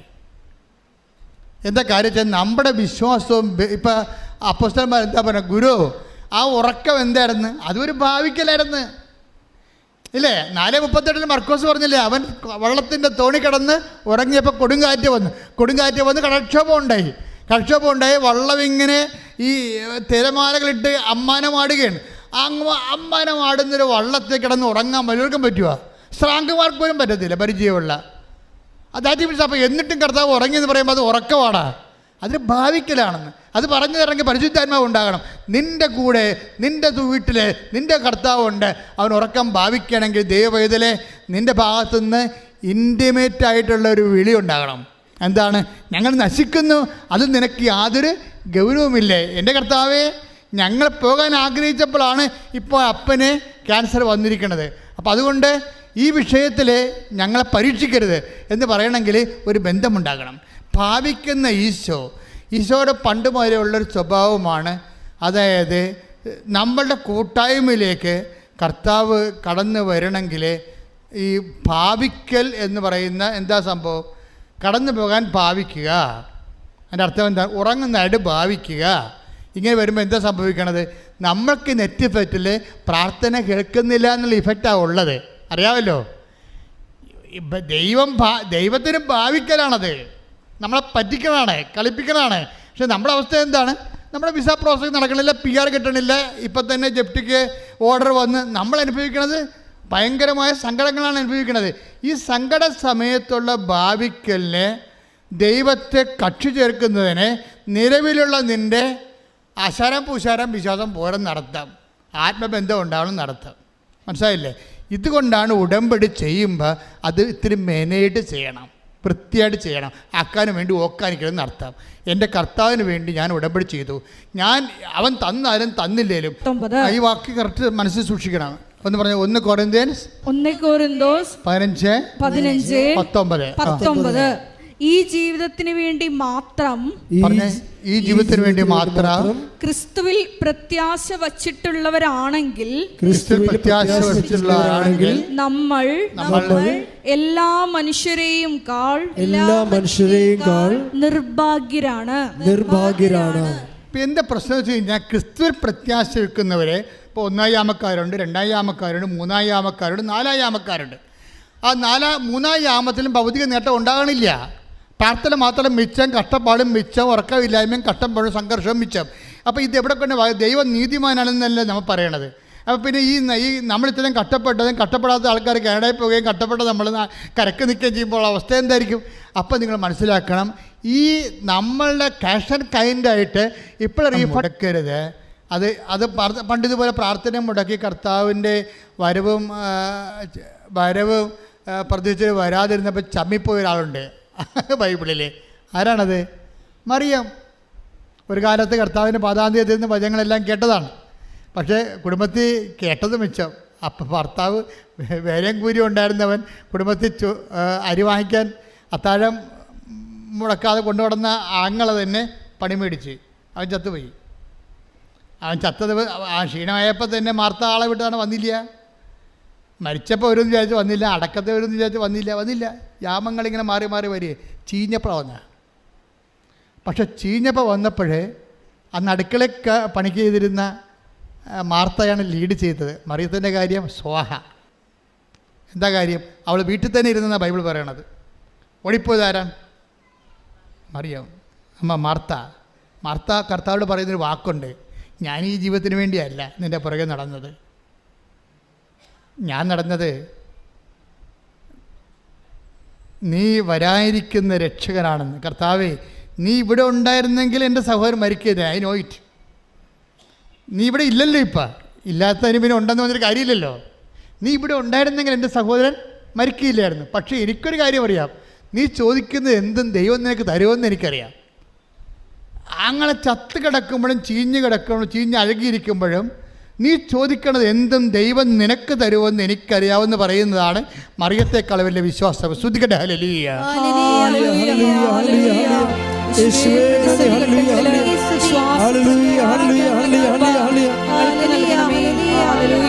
അവളോട്, ആ മാർത്തായോട് ഈശോ പറയുന്നൊരു ഉത്തരമുണ്ട്. എന്താ പറയണത്? നിന്റെ സഹോദരൻ ഉയർത്തെഴുന്നേൽക്കും. അപ്പോഴതിനും തിരിച്ച് മാർത്ത പറയുന്ന ഉത്തരവുണ്ട്. എന്താണ്? അന്തിമനാളിൽ പുനരുദ്ധാനഘട്ടത്തിൽ, അല്ലാതെ ഈ ജീവിതത്തിലല്ല, അന്തിമനാളിൽ പുനരുദ്ധാനഘട്ടത്തിൽ അവൻ ഉയർത്തെഴുന്നേൽക്കുമെന്ന് എനിക്കറിയാം. അപ്പോൾ ഈശോ പറയുന്ന ഉത്തരവുണ്ട്. എന്താണ്? ഞാനാണ് പുനരുദ്ധാനവും ജീവനും. എൻ്റെ ദൈവമേ, ഞാനാണ് പുനരുദ്ധാനവും ജീവനും വന്ന് എന്നോടും നിന്നോടും ഈശോ ഇന്നും പറയുമ്പോൾ ഓർക്കണം. പറയാതെ പറഞ്ഞ സമയങ്ങൾ ഈശോ നമ്മുടെ പ്രാർത്ഥനയ്ക്ക് ഉത്തരം കാണിക്കാതെ നടന്നു പോകുന്ന, ആ ഉത്തരം നൽകാതെ നമ്മൾ ഭാവിച്ചുകൊണ്ട് കടന്നു പോകുന്ന സമയങ്ങളാണ്. എൻ്റെയും നിൻ്റെയും പ്രാർത്ഥനയ്ക്ക് 1-ാം യാമത്തിലും 2-ാം യാമത്തിലും 3-ാം യാമത്തിലും മറുപടി നൽകാതെ ഈശോ കടന്നു പോകുമ്പോൾ ഓർക്കുക, നീ ചിന്തിക്കേണ്ടത് നിത്യതയെക്കുറിച്ചാണെന്നും നിത്യതയോട് ചേർന്ന് നിൽക്കുന്നുവെന്ന്. മാർത്തായെപ്പോലെ പറയണം, കർത്താവേ, അന്തിമനാളിൽ, ഈ നാളിലല്ലെങ്കിൽ, ഈ കാലഘട്ടത്തിലല്ലെങ്കിൽ, ഈ സമയത്തിലല്ലെങ്കിൽ, നിനക്ക് ഈ സമയം മാത്രമല്ല ഉള്ളത്. നിൻ്റെ കാലത്ത് അന്ത്യമുണ്ടാകത്തില്ല. അന്തിമനാളിൽ പുനരുദ്ധാന ഘട്ടമുണ്ട്. അന്ന് നീ എൻ്റെ പ്രാർത്ഥനയ്ക്ക് ഉത്തരം തരുമെന്നറിയാം. ഉത്തരം തരാതെ ഇരിക്കത്തില്ലെന്ന് എനിക്കറിയാം. ഞാൻ വിശ്വസിക്കുന്നു പറയുമ്പോഴേ ഈശോ മറിച്ച് പറയുന്ന വാർത്തമാനം എന്താണ്? I am the life, I am the resurrection. ഞാനാണ് പുനരുദ്ധാനം, ഞാനാണ് ജീവനെന്ന്. അങ്ങനെ ലോകത്തിലൊരു മതസ്ഥാപകരും പറഞ്ഞിട്ടില്ല. മനുഷ്യരാശിയുടെ മുഖത്ത് നോക്കിയിട്ട് ഇന്ന് വരെ ഒരു മതസ്ഥാപകരും പറയാത്ത ഒരു വാക്കാണ് I am the life, I am the resurrection. ഞാനാണ് ജീവൻ, ഞാനാണ് പുനരുത്ഥാനമെങ്കിൽ ആ ക്രിസ്തു വിശ്വസിക്കുന്ന നിനക്ക് ഈ താൽക്കാലികമായ കാലഘട്ടത്തിൽ പ്രാർത്ഥനയ്ക്ക് ഉത്തരം ലഭിച്ചില്ലെങ്കിൽ പ്രാർത്ഥനയ്ക്ക് ഉത്തരം തരികയില്ല എന്നല്ല, ആ തരുന്നൊരു കാലത്ത് നീ കർത്താവുമായി അവൻ്റെ കൂടെ നിത്യതയിൽ പാർക്കും. കൈയടിച്ച് കർത്താവ് ശ്രദ്ധിക്കട്ടെ. Hallelujah, hallelujah, hallelujah. യേശുവേ നന്ദി. Hallelujah, hallelujah, hallelujah, hallelujah. മഹത്വം, മഹത്വം. ആരാധന, ആരാധന. കേട്ടോ, കർത്താവ് മരിച്ചു കഴിഞ്ഞു. കൂടെ ഉണ്ടായിരുന്ന മർക്കോസ് വരെ തുണിയില്ലാതെ ഓടിക്കളഞ്ഞു. പത്രോസ് കഴുകി പീലാത്തോസ് കഴുകി. പത്രോസ് കർത്താവിനെ തള്ളിപ്പറഞ്ഞു. അപ്പോസ്തലന്മാരൊക്കെ സ്ഥലം വിട്ടു, ആരുമില്ലാണ്ടായി. ക്ലയോഫാസ് നാട് വിട്ടുപോയി. അതാണ് ക്ലയോഫാസ്. ഇപ്പോൾ ഉണ്ടായിരുന്ന ശിഷ്യനാണ്. ക്ലയോഫാസിൻ്റെ ഭാര്യ കുറിച്ച് ഇവിടെ ഉണ്ടായിരുന്നത് വെള്ളിയാഴ്ച. പെണ്ണുമ്പോൾ അവിടെ തന്നെ താമസിക്കാൻ തുടങ്ങി തീരുമാനിച്ച കാരണം ഭർത്താവ് ഡൈവേഴ്സായി പോവുകയാണ്. അയാളുടെ നാട്ടിലോട്ട് പോവുകയാണ്, എമ്മാവസിലേക്ക് പോവുകയാണ് ക്ലയോഫാസ്. അങ്ങനെ പോകുന്ന ക്ലയോഫാസ് ഭാര്യയുടെ അക്കൗണ്ടിൽ മാത്രമാണ് ഈ മനുഷ്യനെ തിരക്കി കർത്താവ് പോണത്. ഓർക്കുക ദൈവവേദലെ, നീയും ദൈവമായിട്ട് പിന്തിരിഞ്ഞ് പോയാലും ശരി, നിൻ്റെ വൈഫ് കർത്താവുമായിട്ട് ബന്ധമുണ്ടെങ്കിൽ കർത്താവ് നിന്നെ ഏറ്റെടുത്തിരിക്കുന്നു. ശ്രദ്ധിക്കട്ടെ. ഹല്ലേലൂയ, ഹല്ലേലൂയ, യേശുവേ നന്ദി. Hallelujah, hallelujah, hallelujah, hallelujah, hallelujah. ആരാധന, ആരാധന. ഹല്ലേലൂയ. ആരാധന, ആരാധന, യേശുവേ ആരാധന, ആരാധന, ആരാധന, യേശുവേ ആരാധന. ഈ നാട് വിട്ടു പോകുന്ന ആളിൻ്റെ കൂടെയും ഒരു വഴിയാത്രക്കാരനായി അവന് പ്രശംസ കൊടുക്കുകയാണ്. അതാണ് എമ്മാവൂസിലെ സംഭവം. വായിച്ചോളൂ ആ ഭാഗങ്ങളൊന്നുകൂടി. ലൂക്ക 24:28. ലൂക്ക 24:28. അവർ എത്തേണ്ടിയിരുന്ന ഗ്രാമത്തോടടുത്തു. അവർ എത്തേണ്ടിയിരുന്നു എമ്മാവൂസിൻ്റെ അടുത്തെന്ന് അർത്ഥം. അവനാകട്ടെ യാത്ര തുടരുകയാണെന്ന് ഭാവിച്ചു. അതേ ഭാവിച്ചു. പിന്നെ അവനാണ്ടല്ലേ, അവനാകട്ടെ. ഇത് കയ്യിരിപ്പാണ്. ഇത് കാര്യം മനസ്സിലാക്കാതെ നമ്മൾ മരമറിയാതെ കൊടിയിടരുത്. കർത്താവിൻ്റെ സ്വഭാവങ്ങൾ അറിയണം. അതായത് അത് നിസ്സാര സമയത്തൊന്നുമല്ല ഭാവിക്കണത്. ഇത് കുരിശുമരണം കഴിഞ്ഞ് ഓരോരുത്തന്മാർ കരിയുമ്പോൾ ഉരകാൻ കയ്യിലെന്ന് പറഞ്ഞാൽ കയ്യിൽ പോലും ഇല്ലാത്തൊരു കാലമാണ്. എമ്മാവൂസിലേക്ക് ശിഷ്യന്മാർ നാടുവിട്ട് പോവുകയാണ്. അത്രയും ക്ലേശമായ സമയത്തും കർത്താവ് ഭാവിച്ചെന്ന് എഴുതിയിരിക്കണത്. അവരെ കടന്നു പോകാൻ ഭാവിച്ചു. അപ്പോൾ അവരെന്നാ പറയണമെന്ന് നോക്കിയേ. അവർ അവനെ നിർബന്ധിച്ചുകൊണ്ട് പറഞ്ഞു. നിർബന്ധിച്ചു. കണ്ട ഇവിടെ വിഷയം. അവിടെ സാധാരണ വിളിച്ച് ഇന്ന് തോന്നിയിട്ട് കാര്യമില്ല, നിർബന്ധിക്കണോ. ഇൻറ്റിമസിയുടെ വിഷയം നിർബന്ധമാണ് അവിടെ വരുന്നത്. അവർ അവനെ നിർബന്ധിച്ചുകൊണ്ട്, അവനെ വിളിച്ചോ എന്നല്ല പറയണത്, നിർബന്ധിച്ചുകൊണ്ട്. നമ്മുടെ സൽപ്രവൃത്തികളും നമ്മുടെ പ്രാർത്ഥനകളും നമ്മുടെ മറ്റെല്ലാ വിഷയങ്ങളും മാറ്റിവെച്ചുകൊണ്ട് ഉടമ്പടിയെ സ്വയമായിട്ട് നിങ്ങളെന്താ ചെയ്യണമെന്ന് വെച്ചാൽ 90% കുടുംബകാര്യവും 10% ഉടമ്പടിയായിട്ട് പോയിട്ടാണ് കുഴപ്പമാകണത്. ദൈവത്തെ തോന്നിയിട്ടില്ല നിങ്ങൾ ഉടമ്പടി എടുത്തായിട്ട്. സേവ് ആയിട്ടില്ല, അതാ പ്രശ്നം. കമ്പ്യൂട്ടർ അടിച്ച് കയറുമ്പോൾ DTP ചെയ്യുമ്പോൾ പറയത്തില്ലേ, നമ്മൾ ചെന്ന് ഇപ്പോൾ DTP ചെയ്തിട്ട് നമ്മൾ ചെന്ന് ചോദിക്കുകയാണ്, അതിൻ്റെ കോപ്പി തരാൻ പറയുമ്പോൾ അയ്യോ സോറി അത് സേവ് ആയിട്ടില്ലെന്ന് പറയും. സേവ് ചെയ്യാൻ മറന്നുപോയി. അതുപോലെ നമ്മുടെ പ്രാർത്ഥന പലതും ദൈവത്തിൻ്റെ തിരുസേന സേവ് ആയിട്ടില്ല. ഉടമ്പടി പല ആൾക്കാരുടെയും സേവ് ആയിട്ടില്ല ദൈവത്തിൻ്റെ. എന്താ കാര്യം? ഉടമ്പടി 5% ഇൻവെസ്റ്റ് ചെയ്തിരിക്കുന്നത്. ബാക്കിയെല്ലാം പഴയതുപോലെ തന്നെ ജീവിക്കണം. നിൻ്റെ ജീവിതം, മറ്റേ കൂട്ടുകാരുടെ ജീവിതവും വീട്ടിലുള്ള കാര്യവും ഉടമ്പടി you are living as if you are not taking ഉടമ്പടി. നിങ്ങൾ ജീവിക്കണത് ഉടമ്പടി എടുത്തിട്ടേ ഇല്ലെന്ന് പറഞ്ഞാൽ ജീവിക്കണത്. അതുകൊണ്ടാണ് സേവ് ചെയ്യാത്തത്. അപ്പോൾ അവരൊന്ന് റീത്തിങ്ക് ചെയ്യണം, നല്ലതാണ്. ഉടമ്പടി എടുത്തിട്ടുള്ള ആൾക്കാർ, മിടുക്കന്മാരുടെ ആൾക്കാർ ഒത്തിരി യൂട്യൂബിൽ സാക്ഷ്യം പറഞ്ഞിട്ടുണ്ട്. അവരെങ്ങനെയാണ് ഉടമ്പടി ചെയ്തത്. അവർ ഓരോ നിമിഷവും they are beware of their covenant. അവർ ആ ഉടമ്പടിയെക്കുറിച്ച് അവർ വളരെ ആകുലചിത്തരും ശ്രദ്ധയുള്ളവരുമാണ്. അവർ 5 എന്തെല്ലാം പ്രശ്നം ഉണ്ടെന്ന് പറഞ്ഞാൽ നിങ്ങൾക്കറിയാമല്ലോ. നിങ്ങൾക്കൊരു ഉണർവുണ്ടെങ്കിൽ കർത്താവിനൊരു 9 ഉണർവുണ്ടാവും. നിങ്ങൾക്ക് ഒരു ഉണർവുണ്ടായാൽ കർത്താവിന് 9 ഉണർവുണ്ടാവും. കഴിഞ്ഞ ദിവസങ്ങൾ ഒരു മോളെ വയനാട്ടിൽ നിന്ന് കൃപാസനത്തിൽ വരികയാണ്. എന്തിനാണെന്ന് അറിയാവോ? അവളുടെ വിഷയം ഞാൻ മറന്നുപോയി, പക്ഷേ നല്ല സാക്ഷ്യമാണത്. വയനാട്ടിൽ നിന്ന് കൃപാസനത്തിൽ വന്നിരിക്കുന്നത് എന്തിനാണ്? ഇത്തിരി ഉപ്പ് കിട്ടാൻ വേണ്ടി വരികയാണ്. എന്താ സ്ഥലപ്രശ്നം എന്തോ ഒക്കെയാണ്. അപ്പോൾ ഉപ്പ് കിട്ടാൻ വരികയാണ്. ഉപ്പ് ചോദിച്ച ആൾ കൊടുത്തില്ല. അതാ ഉപ്പ് കൂടെ അവർ ചോദിച്ച ആളെ കൊടുത്തില്ല.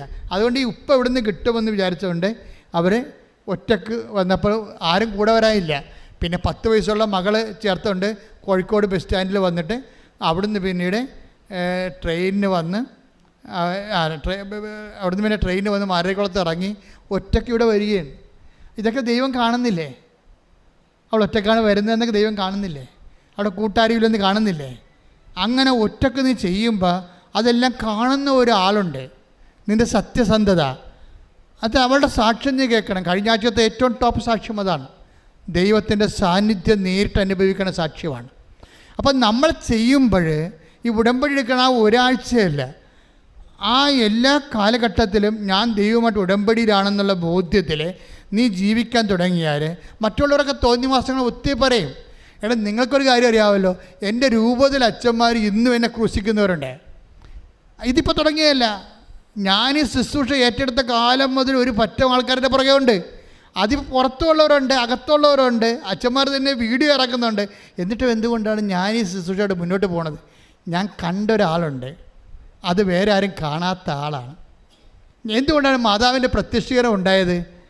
ചുമ്മാ ഉണ്ടായതാണ്? അല്ല, ഒരു ജീവിതമുണ്ട്, ജീവിച്ച് തീർത്ത, പട്ടം കിട്ടിയ കാലം മുതൽ ഇന്ന് വരെ ജീവിച്ച് തീർത്ത ഒരു ജീവിതമുണ്ട്. അതുകൊണ്ട് എനിക്കറിയാം ആർക്കും പ്രതിരോധിക്കാൻ പറ്റത്തില്ല. എന്താ കാര്യം? സത്യത്തെ പ്രതിരോധിക്കാൻ ആർക്ക് കഴിയും? നുണയ്ക്ക് കഴിയാൻ പറ്റുമോ? എന്തെല്ലാം നുണപ്രചരണങ്ങൾ, എന്തുമാത്രം വീഡിയോകളൊക്കെ ഓരോ സ്ഥലത്തു നിന്നൊക്കെ കൃപാസനത്തിനെതിരെ വരുമ്പോഴും ഞാൻ ചിരിച്ച് തള്ളിക്കളയും. എന്താ കാരണം വെച്ച് കഴിഞ്ഞാൽ ഞാൻ അപ്പോഴും പറയും, എന്താ പ്രശ്നം? സാക്ഷ്യമാണ് സത്യം, അല്ലാതെ ആശയമല്ല. ഇത് inevitable defeat of the ideal by the real എന്ന് വെച്ചാൽ അർത്ഥം എന്താ? ഞാൻ എൻ്റെ മനസ്സിൽ കൊടുക്കുന്ന ജീവിതത്തിൻ്റെ തത്വമാണ്. എന്താണ്? Inevitable defeat of the ideal. എപ്പോഴായാലും അനിവാര്യമായിട്ട് ആശയങ്ങൾ തോൽക്കപ്പെടുകയും എന്തു ചെയ്യും? By the real. യാഥാർത്ഥ്യങ്ങൾ ആശയങ്ങളെ തോൽപ്പിക്കും. യാഥാർത്ഥ്യം എന്താണ്? യേശു ക്രിസ്തു ഇന്നും ജീവിക്കുന്നു എന്നുള്ള ആദ്യ യാഥാർത്ഥ്യം. തെളിവെന്താണ്? ഓരോ മനുഷ്യൻ ഒറ്റ ദിവസം കൊണ്ട്, ഒറ്റ ആഴ്ച കൊണ്ട് അവൻ്റെ പാപങ്ങൾ ഉപേക്ഷിച്ചുകൊണ്ട്, അവൻ വിശുദ്ധീകരിക്കപ്പെട്ടുകൊണ്ട്, മനുഷ്യ സമൂഹത്തിന് വേണ്ടി പുനഃസമർപ്പണം ചെയ്തുകൊണ്ട് ദൈവനാമത്തെ അമഹത്വപ്പെടുന്ന സാക്ഷ്യത്തിൻ്റെ ഒരു ചരിത്രമാണ് കഴിഞ്ഞ 36 കൊല്ലത്തെ കൃപാസന ചരിത്രമെങ്കിൽ ആ ചരിത്രം ഇനി അപ്രതിരോധിതമായിട്ട് ആർക്കും തടുക്കാനാവാത്ത വിധത്തിൽ മുന്നോട്ട് കൊണ്ടുപോകുന്നത് ഞാനല്ല. എന്താണ്? എന്നെ വിളിച്ച ദൈവവും ആ ദൈവം അയച്ച പരിശുദ്ധ അമ്മയുമാണ്. കൈയടിച്ച് കർത്താവ്